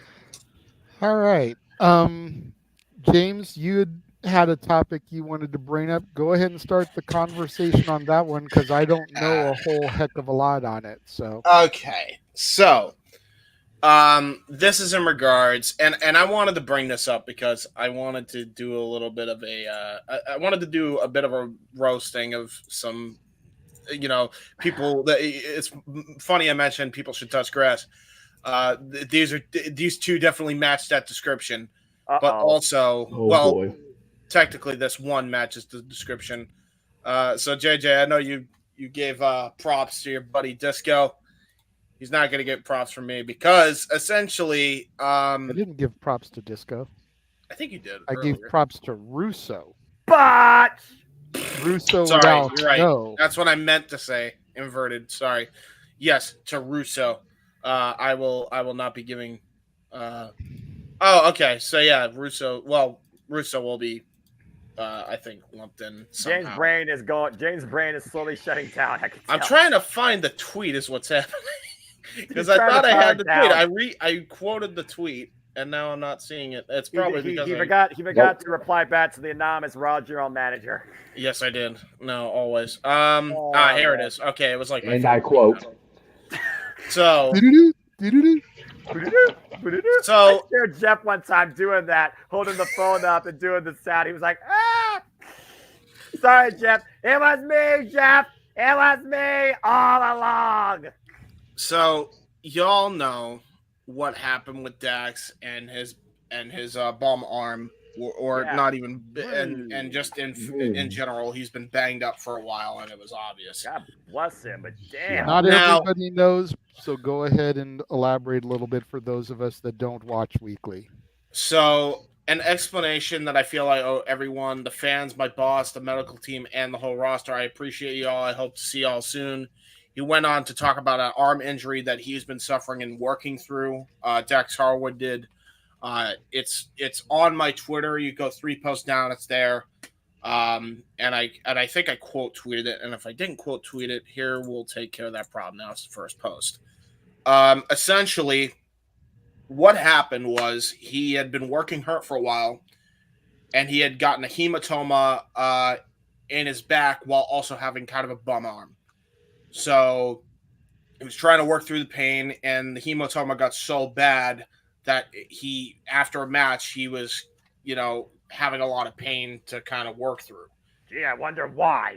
Now, the wrestler in him said, I'm going to keep this a secret and just try to tough it out because that's what you do, because he's very old school minded, because quite honestly, he was still an old school wrestler, which a lot of people forget. And if you didn't make your town for injury or what have you, you lost your spot and somebody else takes it, and then you're out of money. So that's kind of the. Let's be honest. He pulled a Cody Rhodes. Now, he says that he gives now I want to note in his tweet an explanation that I feel I owe everyone: my fans, my boss, my medical team, and the whole roster. So right away, he's giving credit to Tony Khan, and he's giving credit to the medical team, because once they found out after he hit it for so long, they acted swiftly and sent him home. Mm-hmm. So now him and Cash, as a result, because Cash was kind of a little banged up too, they're just going to take the time off and let their wounds heal. Good. Which is a smart move. Rightfully deserved. Now, this comes off the heels, admittedly, after Tony Khan said that his safety protocols are very on point lately and have been on point for a very long time, ever since the Matt Hardy incident happened back in 2020. Which, for those who don't know, concussion, long story on that. Right. And what's funny about that is we literally, I think a couple weeks ago, while we didn't still fully agree with Tony Khan's booking of that fucking main event of Double or Nothing in a lot of cases, right, we did show and explain properly and convincingly safety precautions were so in place. It was unbelievable. Like I with how they fucking did it, they literally could have protected anybody doing this stuff. So it was they did it very well. right? So Dax saying this prompted some naysayers that just want to shit on AEW for all the reasons without and listen, Lord knows I've criticized AEW on this very show. Everybody to some degree has on this show, even King. And he's like the biggest AEW fanboy of all of us. AEW is not perfect by any means. No. Right. No, of course not. But god damn it, stop, people, going after AEW for stuff they're not doing wrong. It helps nobody. It does nothing positive for the industry. And all you do is make yourself look like an asshole. Why do I bring Glenn Gilberti into this equation? Why do I bring the Disco there it is. Inferno into the question? Because he quote tweeted Dax's video tweet saying, "You just ruined your boss's narrative that he will put their safety record up against anyone. If talent is working hurt and not telling the office that it's not a safe work environment, bad luck, Dax." Couple problems with this, and this is why it's a hypocritical thing. Disco, didn't you do the same fucking thing that Dax did while you were in WCW during the Monday Night Wars? During 95. And that's why you had to take a year off until you came back in 97. Okay, just checking. That's point number one on that. Number two, he literally said, I hid it from them. Why are you then going to go and attack the company? Look, don't get me wrong. I get attacking the company for when they actually fucking, not even attack, but criticize the company when they actually fuck up royally like that, but they don't. They don't. I'm not even going to read Dax's response in full, but I'm going to read his last comment. And he said literally what everybody else was thinking. Anyway, off to an MRL while you be talking about this for a segment on your show. I'm hoping the doctors find out anything worse about my condition. Good day, Glenn. I couldn't have said it better myself, dude. And again, this is why I avoid fucking social media entirely. I found this because I randomly went on Twitter once, and that's the shit that popped up on my feed somehow. It slipped through the cracks. And by the way, I've been trying to hide this type of shit, but I'm like, I brought this up not because it's Glenn, Noah. So if you could take out the sunglasses, because I think you'll even agree with what I'm about to say here. It's one thing to mention stuff that they actually do fuck up on. And I'm talking about this with every company. It's a complete other problem when you are attacking companies for doing stuff that they absolutely are not doing wrong. There was no way in hell AEW was going to know that Dax was hurt unless Dax actually showed that he was hurt. The motherfucker is tough as nails. His tag team partner in Cash Wheeler ended up getting a puncture that was the size of a bullet wound from a turnbuckle and almost bled to death. And he still came back and still aren't retiring. That's how tough as nails these dudes are. So if they're not going to show that they're hurt, they're not going to show that they're hurt. And I bring this up because I've seen, and I know King's seen, no, I know you've seen it. Walter, I know, has seen it. There is so much of this nonsense of this back and forth bickering between tribalism and all this shit, whether it's against the company, for the company, or for their own podcast, whatever it is. This is the type of tribalism I hate. When you are so nearsighted that you cannot just give credit where credit is due, and you have to pick on people when you perceive that they're doing wrong. That's what I can't stand. Vince Russo does that. Jim Cornette does that. Glenn fucking Gilberti sure as hell does that. Eric Bischoff has been doing it for way too long, too, and he's gotten into that pool, unfortunately. And I actually like the guy because I think he has some decent points. But facts are the facts. And I've even called him out on this very show. It's not fucking okay and it's not helpful.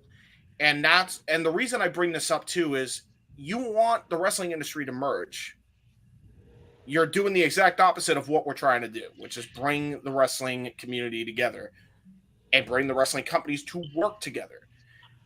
You look at all these streaming companies and they're bundling up their streaming packages. There's a reason for that. It's because it's proven to fucking work and it makes a lot of money.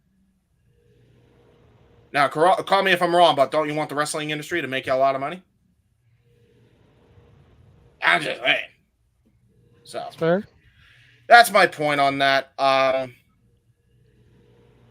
But yeah, I just wanted to point that out because I feel it's frustrating. Like, not necessarily because of Glenn. I could give a fuck about what Glenn thinks because I hardly pay attention to what that fucking weasel says. But it's the fact that there's so many of his ilk that are spewing this negative shit that really does a counterintuitive of what all of us in this group want. And I feel like you have to call this shit out. You kind of have to laugh at it because it deserves to be laughed at and fucking laughed about because that's what they deserve. Because it's not helpful. It's absolutely toxic to industry growth. And if you don't believe that, you're lying to yourself. So that's my main point. That's my PSA. Okay. If I may, just to slightly play devil's advocate here. Go for it. We live in very much a social media world now. Had Dax not put a video out about this, there would have been no reason for Disco to call attention to it. But there was there's that side of things. Hold on, let me finish. Go ahead. I don't know about the Disco injury because I wasn't watching WCW back then, but I'm pretty sure that it didn't come on the heels of Ted Turner or Eric Bischoff talking about how safe their protocols are. That's fair. There's that. I'm not justifying Disco, or at least I'm not trying to, but I am just trying to play a little bit of devil's advocate here where it almost seems like Dax tried to fish for a response by posting this instead of it being maybe kept a little bit more low key, and Excalibur or Shivani or somebody could have just mentioned it on commentary on an episode of Dynamite or something. Right. You know, by throwing it out there for social media to see, you welcome, whether you try to or not, the feedback. You're going to get that return because that's just the world we live in now. Which I get. So if you don't throw it out there, you can't get that hatred coming back from somebody like a Disco Inferno to begin with. To be fair, and I see what you're saying. You're looking at it from a person A, person B perspective, and I totally get that. And I agree with that. My thing is, it's not him doing that. It's him going after the company, not necessarily after Dax. He just used Dax, who, by the way, is a supposed friend of his. So, okay, with friends like that, who needs enemies? If it's just a going after the company thing, yeah. Tony Khan makes himself and his company a caricature on a daily basis. That's true on Twitter for sure. I mean, look at his Twitter posts. Look at the way he acts in the media scrums. You know, think about his quotes about, you know, how he was so in fear for his life with the All-In situation last year. And then they basically enact and do something worse during Double or Nothing. Yeah, and then he rolls when away. the head of your company is putting stuff out there like that, going on record is talking about how safe their protocols are, and then because Dax took to social and put out the fact that he's been working, that just makes AEW look bad. Which I understand, you know? that. I understand that. Like I said, there's a reason I don't listen to Disco Inferno's podcasts. I can't stand the Joker myself. Well, yeah. But again, it's a devil's advocate here. If Tony doesn't go on and make those comments about his company, if Dax doesn't put it on social media, you don't give Disco fuel for his podcast.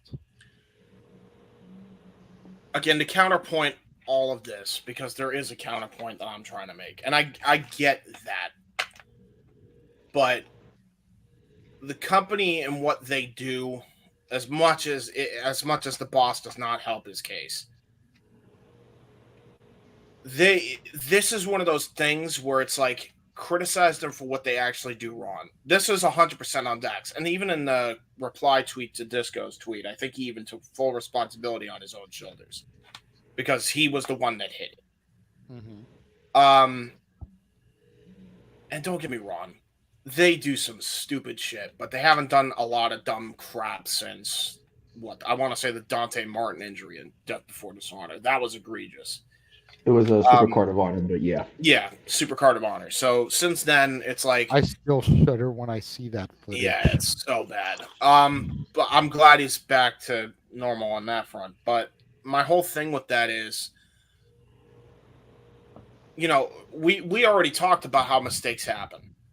Like, we already talked about the way of human beings. Human beings make mistakes, and I'm not saying Tony isn't just being arrogant and ignorant.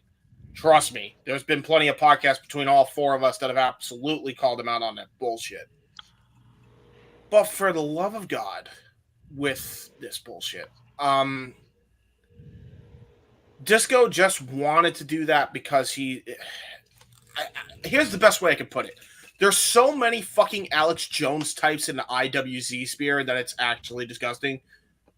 Literally every, like, controversial podcast that likes to stir up trouble feels like an Alex Jones clone, and you can tell they just don't like the industry anymore. Like, and they're just miserable fucks. And it's like, and how many times have we said, JJ, that if you don't like it, just don't watch. It's as easy as clicking the remote and turning it off, not talking about it, not giving it coverage.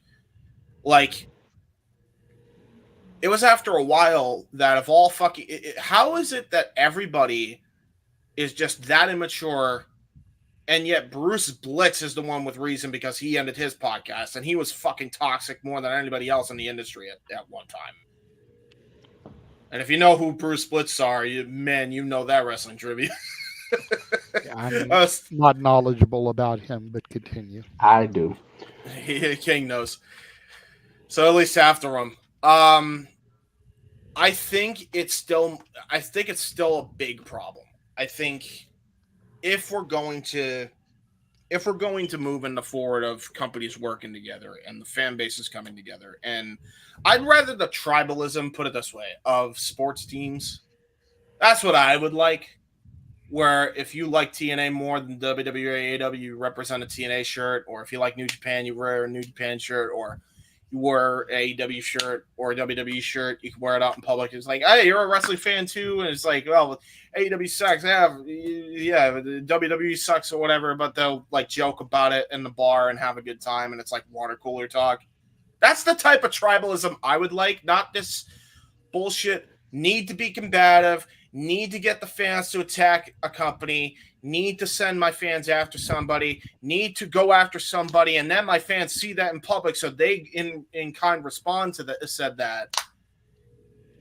Tell me how that's helpful in any fucking regard, especially when it requires a point that does not need to be brought up, which is why I said I don't think Glenn needed to bring it up. I think that was my whole point.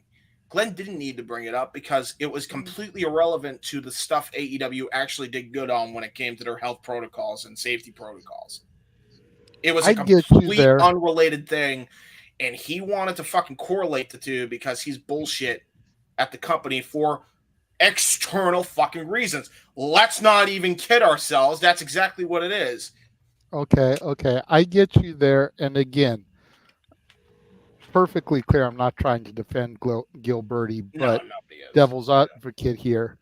How many times have we brought up on this show something just for the sake of having something to talk about because it's been a slow week? No, I get that. I get that. Let's really examine the week. What has there been newsworthy aside from the title changes this evening today to really elaborate and talk about? This is a guy that does a podcast on a weekly basis, possibly more than once a week. Got to have material to discuss for your fan base, whether it's positive material, negative material, whether you're fishing for something or you're just gifted an abundance of topics. When this is how you make your living, like Disco does, like Conan does, like Bischoff does, like Russo does, you grasp at any straw that you can find. But my point is they don't. And again, always need that to. doesn't make it right, because I'm like, fuck tribalism too. I don't understand why we all can't be Noah Foster and just enjoy life and enjoy professional wrestling. Damn it! Right. My horizons have grown by leaps and bounds since doing stuff with you two gentlemen. Mhm. I came into open mic night as pretty much a WWE guy. Then I started watching my NXT, which I proudly claim and waved the flag for, even though for a good year plus, Noah was like, fuck this shit. I'm only doing it because y'all really need me to. Then I got into AEW. Then I started watching TNA. Then I started watching NWA once it moved to the CW app. Now we just fucking did Mission Pro Wrestling today. My leaps and bounds, New Japan Resurgence 2 years in a row now. Primarily because the first one last year was in my old backyard of Long Beach, and the one this year was literally down the hill. I could have been at either one of those shows if money had permitted. But my knowledge and the product that is on my screens now has grown by leaps and bounds. A lot of it and due to what this man has imparted upon me. Right. There's no reason why we can't enjoy all things. I have hockey fans when I go to games. Granted, I don't go as much as I used to. I have Kings fans, which is my team, look at me cross when I wear my Ducks jersey, because that's the crosstown rival. Right. We're supposed to be fuck the Ducks. Right. I became a hockey fan because of the Emilio Estevez movies. God damn it, you're not going to take that away from me. Yeah. I have a Fulton Reed jersey right here in arm's distance. The OG District 5 from the first movie. I've got one in my closet from the one they debuted at the end of D2, the inaugural season that they're supposed to be bringing back this year. Yeah. With my name and number on the back of it. You're not going to take that fandom away from me, but all the diehard Kings fans are like, the fuck are you doing? Take that shit off and burn it. Right. No, eat a dick. That's how I became a hockey fan. Yeah. I've got a Minnesota Wild jersey in my closet that Mikey gifted me. Yeah. Sports. It's sports. I'm just a fan of the sport. Just like I am a fan of professional wrestling, damn it. Damn it. Yes. I mean, here's the thing. And I'm sure it's got to be warming Noah's heart to hear me say that shit as he sits there with his sunglasses on and his fist trying to look all stoned. Fuck Glenn. Like this. Look at that smirk. I could see it there. It warms his heart, much like watching Izzy win the title tonight, to hear me say all of that stuff and what an influence he's been. But it's the fucking truth. Since you're related to hockey, I think we're all on this boat, because even if we have different, even if we can understand the topic thing, and don't get me wrong, I still think he could have found a topic. There's years of wrestling he can make a topic out of. He doesn't need to go on Twitter picking fights, especially fights where it's undeserved, put it that way. Maybe I'm just too honorable, whatever, sue me. But no, I totally concede your argument there. I'm with you there. But, again, trying to play the devil's advocate. Yeah, people try to find things to talk about. I will say, since you mentioned, I guess my PSA with that still is, you mentioned hockey. I'll relate it to hockey too. I want wrestling to be like it was today, where it's like people are happy with all wrestling companies that they're all doing well in some asset or another. And we're looking forward to all these different shows that are coming up, and we're like, yeah, let's go. For real. I mean, did you guys not see our freaking watch along trailer? Yeah, the next thing we're promoting is Yeah. the fucking UFC. Yeah, because Like we're legit, excited for that. we've expanded to that. Mikey is going to be doing Game 5 of the NBA Finals on Monday. That's why Jeff is Yes. pushing his shit. Yes. Because the sports bar is doing a basketball watch along. Like I mentioned it with Noah on the earlier. We have expanded so much beyond WWE that it's insanity. It's become a true multiverse because now it's UFC, it's professional sports, it's WWE, NXT, TNA, New Japan, AEW, Mission Pro was a success tonight. We probably were going to be going back to that in a couple of months. I guess the whole thing, because I agree with you on this, is I want wrestling to be like this and not like it was in hockey where the Bruins won the Stanley Cup and then Vancouver in retaliation said, we're angry. We're going to burn our city down. Let's grab the pitchforks and let's trash the city. Like, huh? Nobody wants that. What the fuck does that accomplish? It doesn't accomplish shit. Touch grass. It's not that deep. It doesn't accomplish a damn thing. It's just like when the Lakers win or lose a championship and freaking half Los Angeles is burning. Why? A-Train's shaking his head like he knows what I'm talking about. I know exactly what you're talking about because I'm a Golden State Warriors fan, and it takes me back to 2022 when we played against the Boston Celtics and we beat them in their home court, and then everybody in Boston at their whole restaurant was making type of hatred at their restaurant, naming Stephen Curry a hate dish or something. I'm like, what are y'all doing naming after these players that y'all hate after a dang food? Like, it is not helping. No. Yeah, it doesn't help. I don't get it. And then it's just fucking absurd, man. Yeah, so absurd.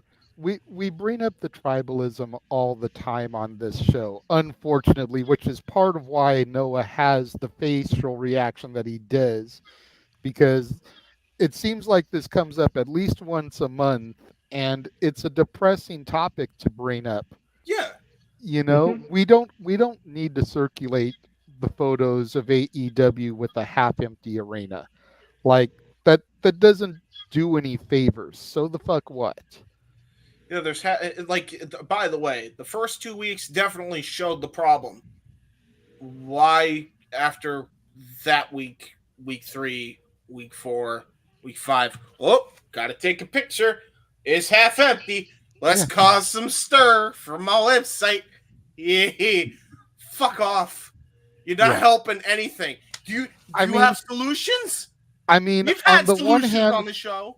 On the one hand, it's kind of funny because of the way that AEW tries to present themselves. But on the other hand, the fact that AEW can't sell out a pay-per-view and TNA does, that's kind of sad at the end of the day. Yeah, it's like clearly TNA is doing something right that AEW needs to adapt in order to be able to sell out, whether it's running a smaller venue or whatever. But we don't need that toxicity in the fan base.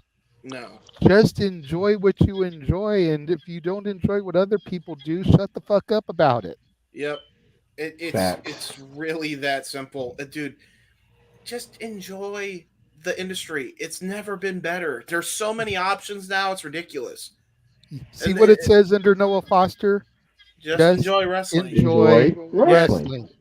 Well, he's very angry about Disco being brought up, and I understand he's a bitch. But yes, I feel you, Noah. I feel your pain. Wait, say that again? What would you say? That's an insult to bitches. That is true. Very true. It's very All much. right. You know what? As we try to move away from this topic, Noah, do you have anything that you want to add to this? I know the answer is probably no, but I have to ask. I'd love to get your thoughts on it, King, as well. I was going to let King bring us home with this, but I wanted to go to Noah. Old toxic fuckers don't get fucked. That's why they're miserable. Oh my goodness! Fucked in what way? Anyway, that's why they're miserable.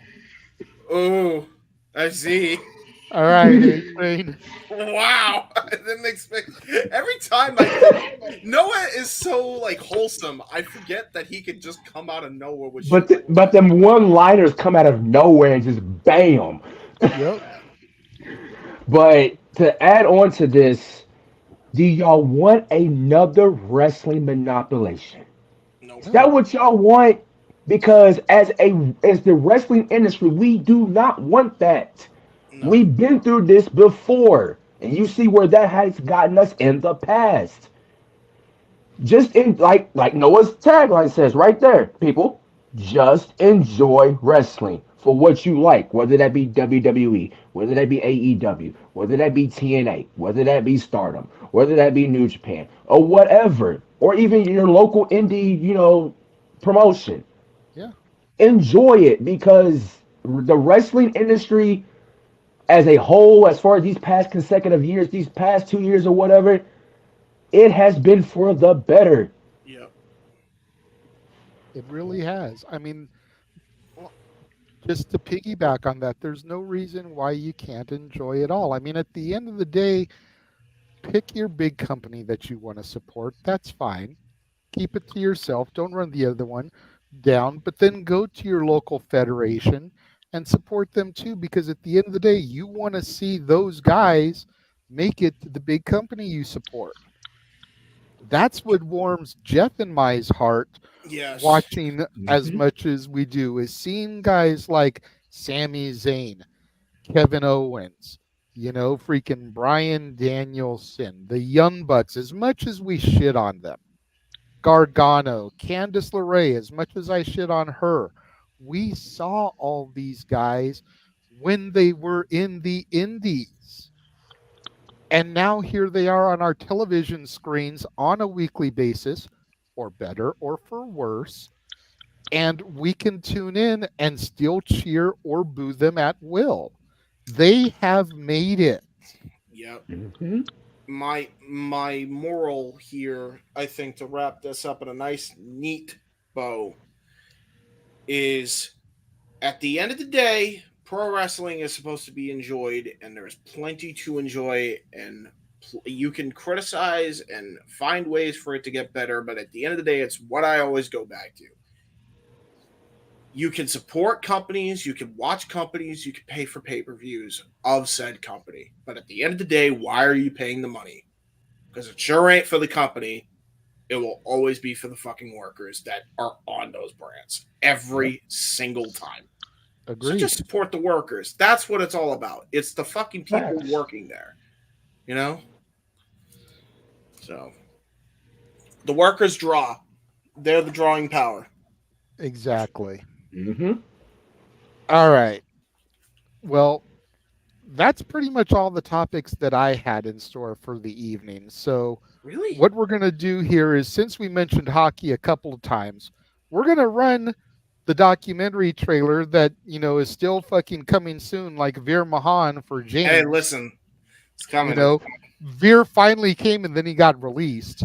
Well, that's so we're going to run James's hockey trailer for his uncle's documentary. And if anybody has any topics that they would like for us to discuss, send them in the comments. You've got about 3.5 minutes.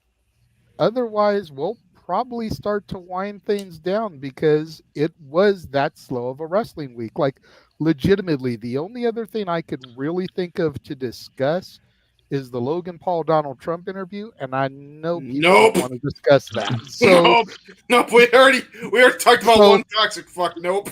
So I'm trying to not go there. So if y'all got anything that you want us to discuss, you got about 3.5 minutes to get those topics in. We will be right back.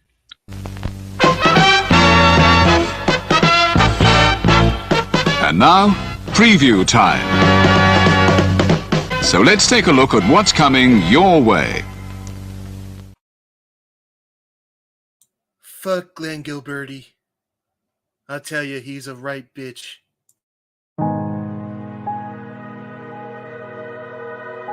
Gary Hebert, the man, the myth, the legend. I was amazed, and I was looking to become a better skater myself, and I wanted to be like Gary. When you look at a guy like this, he's one of the most talented people in his profession.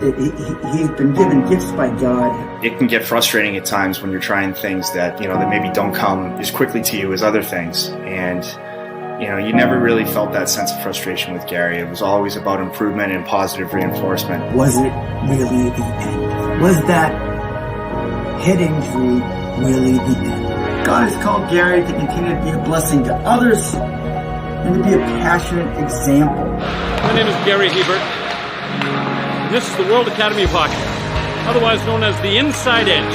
I would recommend anybody that have a chance to come to his hockey school. I think it'd be well worth it. It'd be rewarding to all the kids and anyone he coaches, from whether it's an adult, a professional player, to a little kid like a Mike or a Squirt.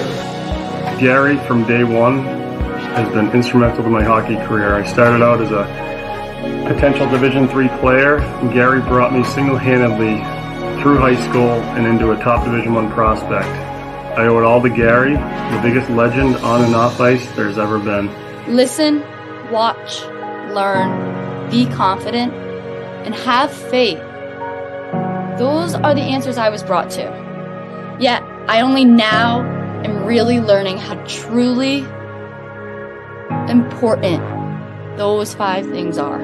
Through preparation, through appropriate thoughtfulness and thinking, we can learn to untie the typical knots between our ears that drive us into underachievement and underperformance. And lo and behold, we can learn, I think, to fulfill our God-given potential. Gary has the innate ability to make people not only better players, but better people. The life lessons they learn from Gary are incredible. I can always remember leaving that rink knowing as a player I got better, or I had something to improve on to get better. And I think that's what you excelled on as a coach, is giving us the knowledge to know what we needed to do to get better.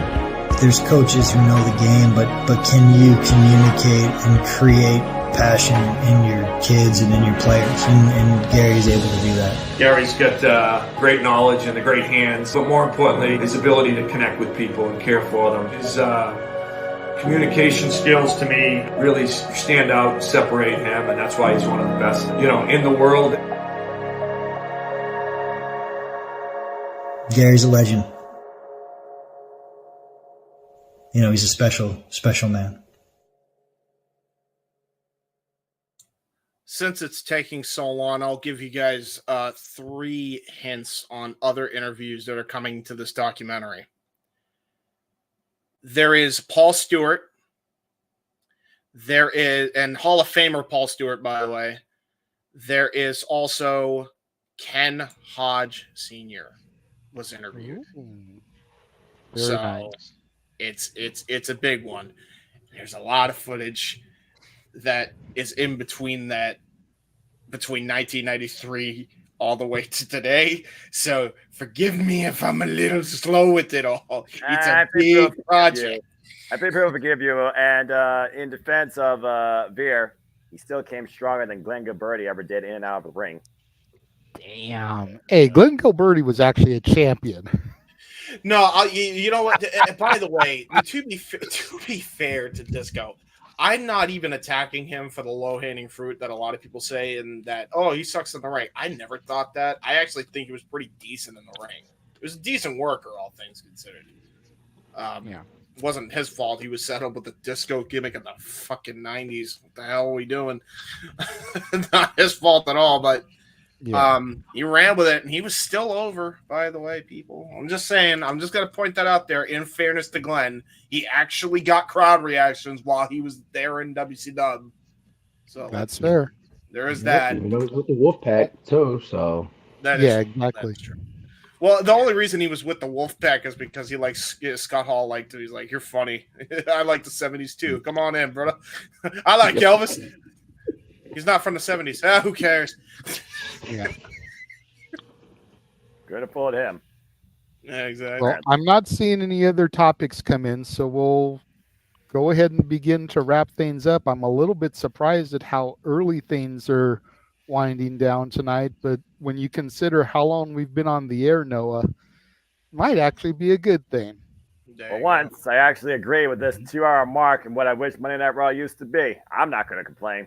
I'm not complaining. I mean, there's still the opportunity for topics to come in while we do the shills. All I'll say about the Logan Paul interview, without getting too deep into it, is that it was very professionally done.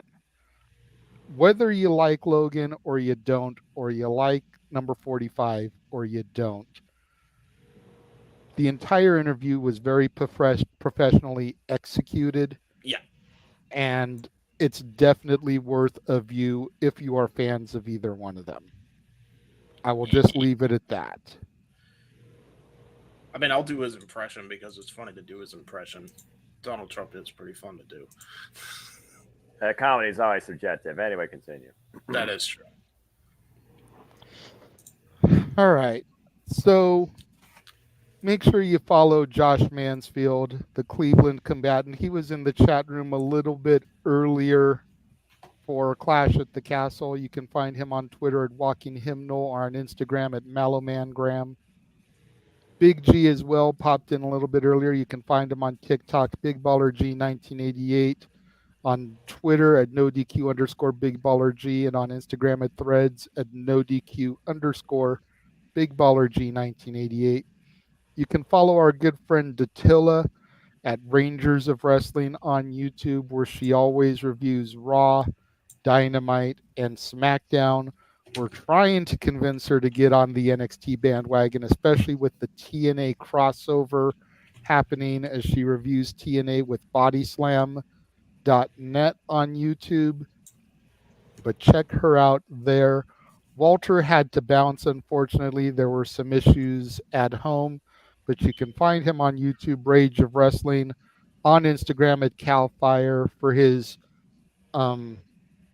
plantation, and you can kind of see what he grows there in the U, or on Twitter at Walter Alex Cruz, his farm, if you will. I hear Rob. I was trying to find the right word, and that was just the first thing that came to my head. So, RVD approved properly. I hear Rob Van Dam, Val Venus, and Matt Riddle are his top clients. I'm sure he would love for that to happen. So, hey, big money, make that bread. Exactly. Well, I think RVD grows his own now, so. Well, you know, JJ, it's the best pot plants in the entire world. I'll tell you that right now. I smoke it, and I absolutely mellow the fuck out. Here we go. Off the rails. It's like taking a spit chip to the moon. It's so great. It's huge. Ah, Jesus. You can find me on the socials at Instagram, The Renegade JJ Williams, on Twitter, ROWJJ Williams, or on YouTube, Casa D18 Studios. Again, thank you to everybody that has been riding with Noah and I since 10 a.m. Pacific, 1 p.m. Eastern, on and off all day with Clash at the Castle, Summer Lovin', and now Open Mic Night. You guys, we say it all the time, and I know it comes off very PBS public service, but you guys are the reason we keep doing this, is because of your guys' support and love. So we appreciate all you guys. Make sure you find your bar keeps on Facebook, Dory Lou Hathaway or Mike Caldwell, on Twitter at Hathaway Lou and LB Statkin 1977, on Instagram, Dory Lou Statboy13. Make sure you check out Greg Cherry of the Greg Cherry brand on Facebook, Instagram, Twitter, and YouTube. He had quite the announcement this past week on his show, and when I get further down in the graphics, you will see what that was all about. James, go ahead and talk about where people can find you. Well, thank you very much, my good friend JJ. You can find me on YouTube and Twitter primarily at JHebertSide95 and on Facebook at James He-Man Hebert. As you can tell by my impression of number 45. I do really cool and dumb things on the internet. So it's huge. Well, this is what Donald Trump sounds One like in a million. The trailer that you just saw towards the end. And you can also check out the second trailer. If you haven't seen that, I implore you to see that one if you like the first one. That is quoted by Matty Laws and others that aren't necessarily as close to me as these people are. He called it one of the greatest speeches he's heard in sports. It's right up there with some of the greatest speeches. He was giving this to a number one team in the state. They won the whole thing, went undefeated right after this coaching session from him. So it was a big speech. Go check that out when you get a minute. The passion is unreal. So go check that out. I would play it here, but he does dance to Bruno Mars is Uptown Funk. That copyright claimable as fuck.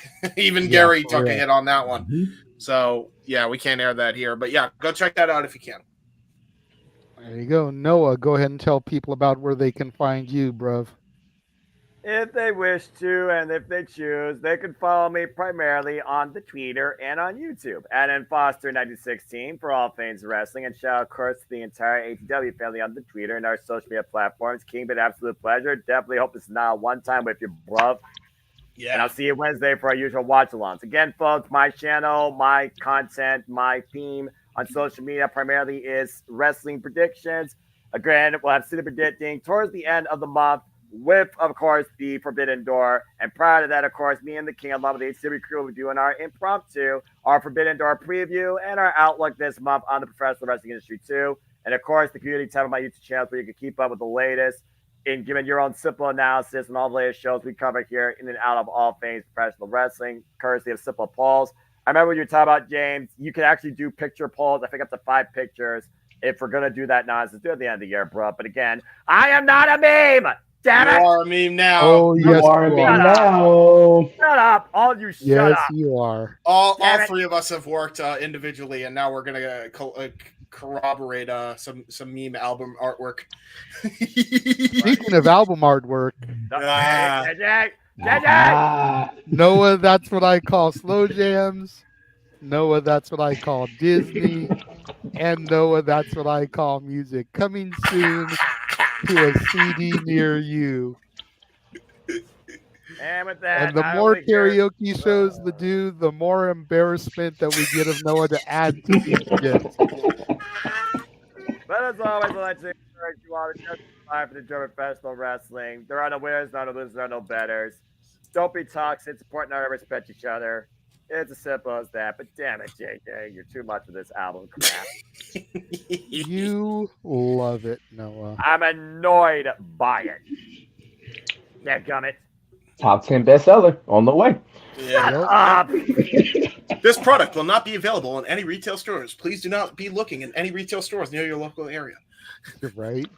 All right, let me see here. I may have to change rooms here because I don't see the graphic in here for the Greg thing. Here it is. Coming up on Jack of All Trades, his game show. The huge announcement that Greg Cherry made this past week. Special guest Maven Huffman will be on Jack of All Trades, challenging Matty Laws, Jeff Meacham, and the defending champion. Yes, he locked Maven down for an appearance on his show. That's crazy. I'm not going to lie. I'm jealous as fuck. I'm not going to lie. I was kind of an asshole in the comments about it. I do apologize now for the way I came off there, mainly because, and I told this to Jeff, but mainly because when Maven first launched his channel, I tried to reach out to him to bring him onto the show and have him as an interview, and I went left on red. Yeah. And now Greg has got him to be on his show. So I was a little bit pissed. I'm not going to lie. I mean, but I've calmed down. Shit happens. As we know, sometimes Facebook Messenger triggers things and people claims that people see messages and they don't really see messages. So it could very easily have been one of those situations. Oh, no doubt. No doubt. Yeah. But Make sure you guys tune in for Jack of All Trades at the end of the month as Maven challenges for the Trivia Championship. And Which, everybody, if he wins, means that he has to continue defending. yeah. And ladies and gentlemen, Jeff Meacham Network Multiverse of Media, because of Maven Huffman being around, is going to be around the stars. Dun, dun, dun.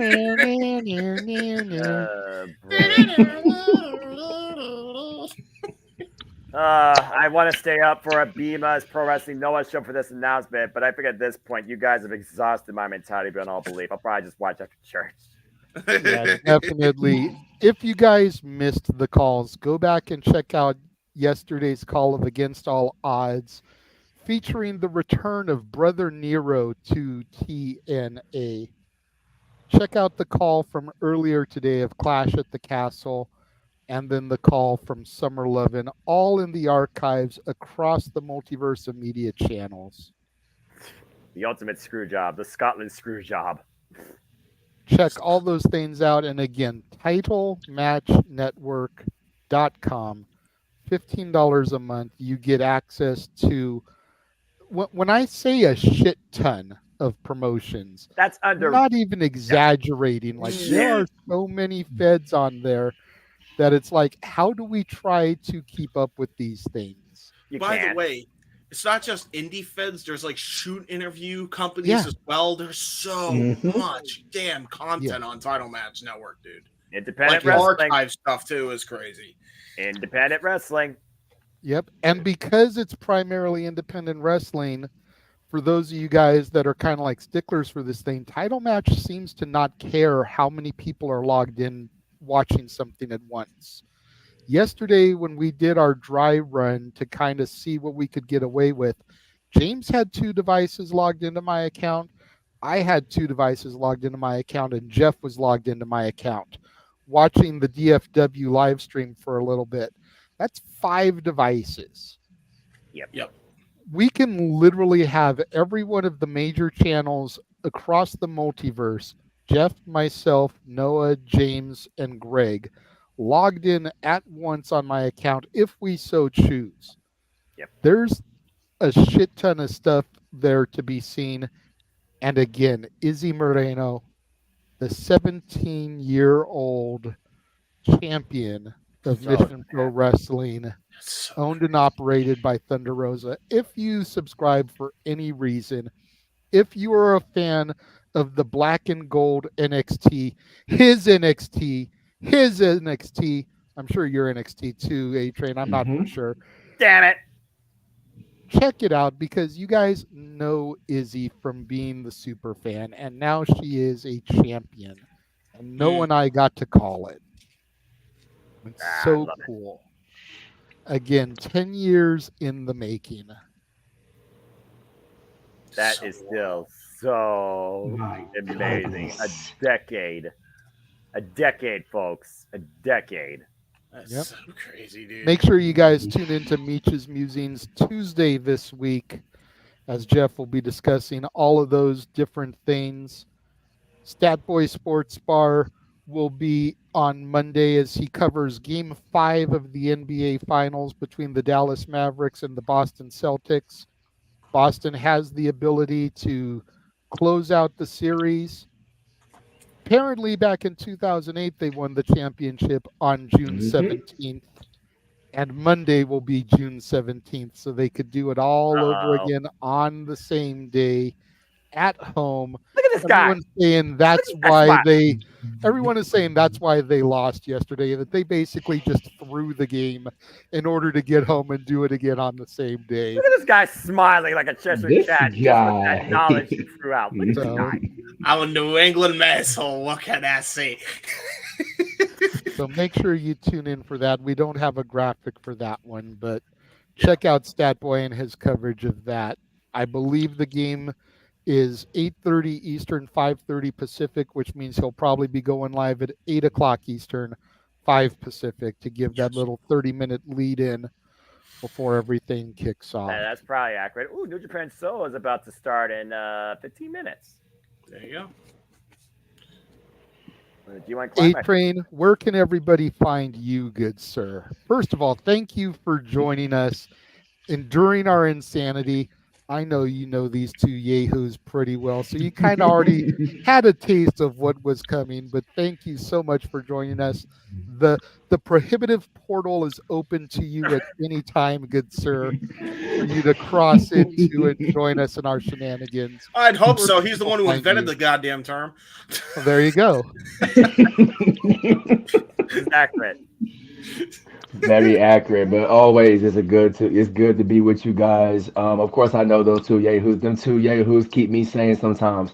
But y'all can follow me. It says on the tag AMT Roman numeral 23 and the number 23. That is both on Twitter and on Instagram. Oh, and by the way, I haven't done this in a long time to you, Noah. Yay, Allie.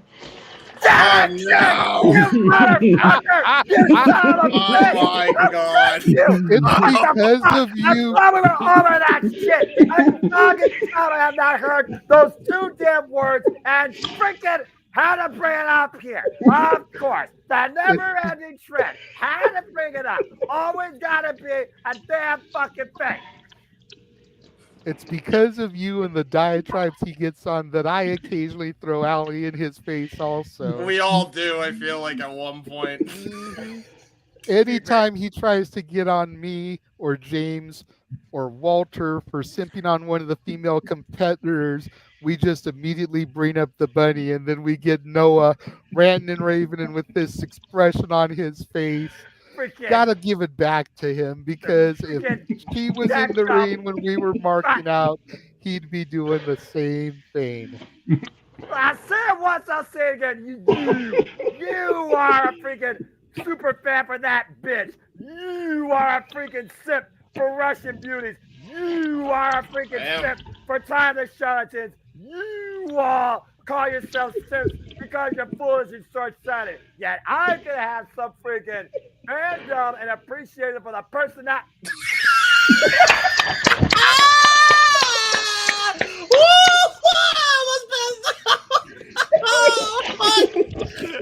Everybody.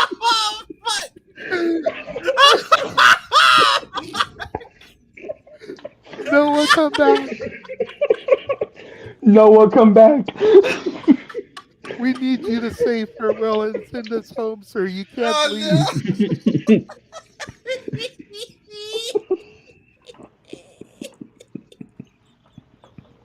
I think he's gone. I think he already said his catchphrase, didn't he? Oh, God. So we should be all right.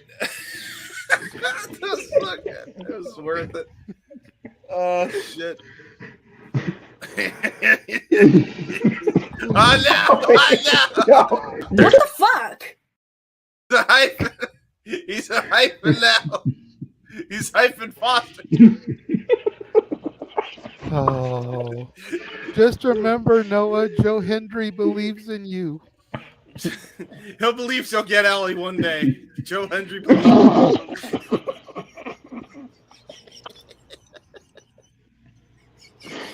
Noah, come back. Noah. Oh. He came back just long enough to change it to static. It's Snow Noah right now. TV Snow Noah. You know what I have to say about Noah changing to static? A bullshit. A bullshit. A bullshit. A bullshit. Come back, Noah. Noah, come back. Come back, bro. Seriously, we need you to say the farewell thing so we can hit the signature and get out of here. We're literally just waiting on you right now. We literally are. We could be halfway. We could be half the time that it was for karaoke night if you could help us out. We don't want to go for another 5 hours like last time. Please help us. Come back. Trust me, I already will. But... Noah. Noah. Noah. No. Hold on, wait. I know his calling. Wait, we just discovered his calling. Around the world, around the world, around the world, around the world, around the world, around the world. Why aren't you fucking coming back, Noah? You know he's sitting there grooving to it I know as he you're is. doing that, just like resisting the urge. I gave an opportunity for you to come back and do the thingy. Noah! Noah, if you do not come back, Annabelle will rage hell. Fuck him. You see this, Noah? We all believe in Joe Hendry. We do believe in Joe Hendry.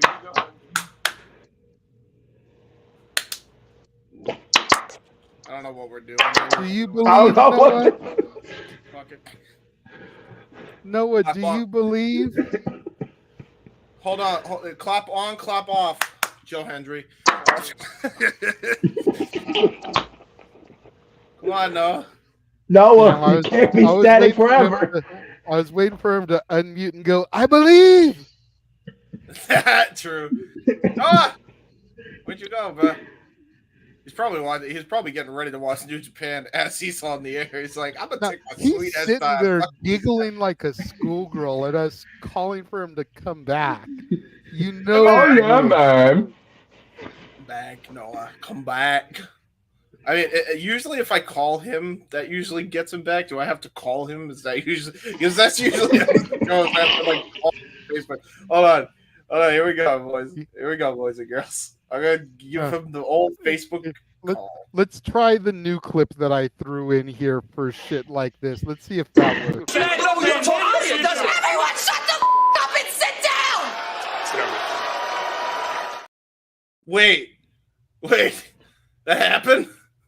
Yeah. See it, this hell? past week on NXT. God damn, I guess the Dang, PGA see ya. All right. Fucking Thea Hale. See, that's what happens when you hang out with JCJ and you get PTSD and then you start swearing like a sailor. But see, Dixie went off for like a good minute and a half on everybody and made some valid points, and everyone was just left there like, "Damn." Yeah. All right, she was right. Here we go. Let's see if this works. Uh-oh. It's a Facebook call tone. Let's see. No, he's not going to answer just to spite you. I know he won't. I'm still doing it anyway. Come on! Get the fuck back here! Jeez! We want to go home! We want to call the show! It's time to go! Noah, you're dragging this out, bro. No! Hold on, I got it. I can help. I'll do this. Wait, how does he usually do his display name? I forget. I'll at least get him a head start. I forget. What's he usually do? Yeah, that and then just enjoy wrestling, I think, is how he had it like before. Wrestling! Okay, here we go. Now it's back to normal. No, come back! I'm also a producer, too. No, come back! Come on! Say his name and he appears. We believe in Noah. No! Yeah. Dang it! Thought that might work. I was hoping it would. We gotta find a way. Noah! Noah! Noah? Noah? Wait, hold on. I just realized. Can I? Oh. No, I don't think you I can can't. do All anything right, no, more I than thought you did. I was gonna try to get. I was trying to unmute him. I thought it worked like that. I forgot it didn't. Ah! And Noah broke. Noah did break, I believe. Where did you guys do? Oh, we mentioned a certain female that we are gonna try to not mention again because we won't know to come back. Yeah. No, we apologize. We're sorry. I apologize. My bad. I knew I said I wasn't going to do it, but for my debut, I just had to because, My bad. My bad. I apologize. My apology. I apologize. Please come back. You know what? We should probably just go ahead and do the thing. I would almost bet you once we roll the signature, he'll come back. I bet you he will. Oh. Probably. That'll be his time to come back. Okay. All right. You know what? Thank you to everybody that's been riding with us for the entire day. Again, you guys are the reason we do this. Thank you to Jeff for the platform. We're sorry that you weren't able to be with us more, bruh. Got to take care of yourself. Thank you to Walter for being here for while he was here. Thank you to A-Train for making his debut, even though he did drive Noah off here at the end. And, I kind of added fuel to the fire by showing her picture, but, Yeah, you did. Jesus. But thank you for joining us, man. Again, the door is always open to you anytime you'd like to join us. James, Noah, whoever can shoot you the link. Always. Just like Noah says, like we mentioned when we were talking about the toxicity, just enjoy life, enjoy wrestling. It truly is as simple as that. We'll see you guys next week for another episode of Open Mic Night. The Jeff Meacham Network's Multiverse of Media. For over 15 years, the recognized symbol of excellence and the standard bearer in coverage of sports and entertainment.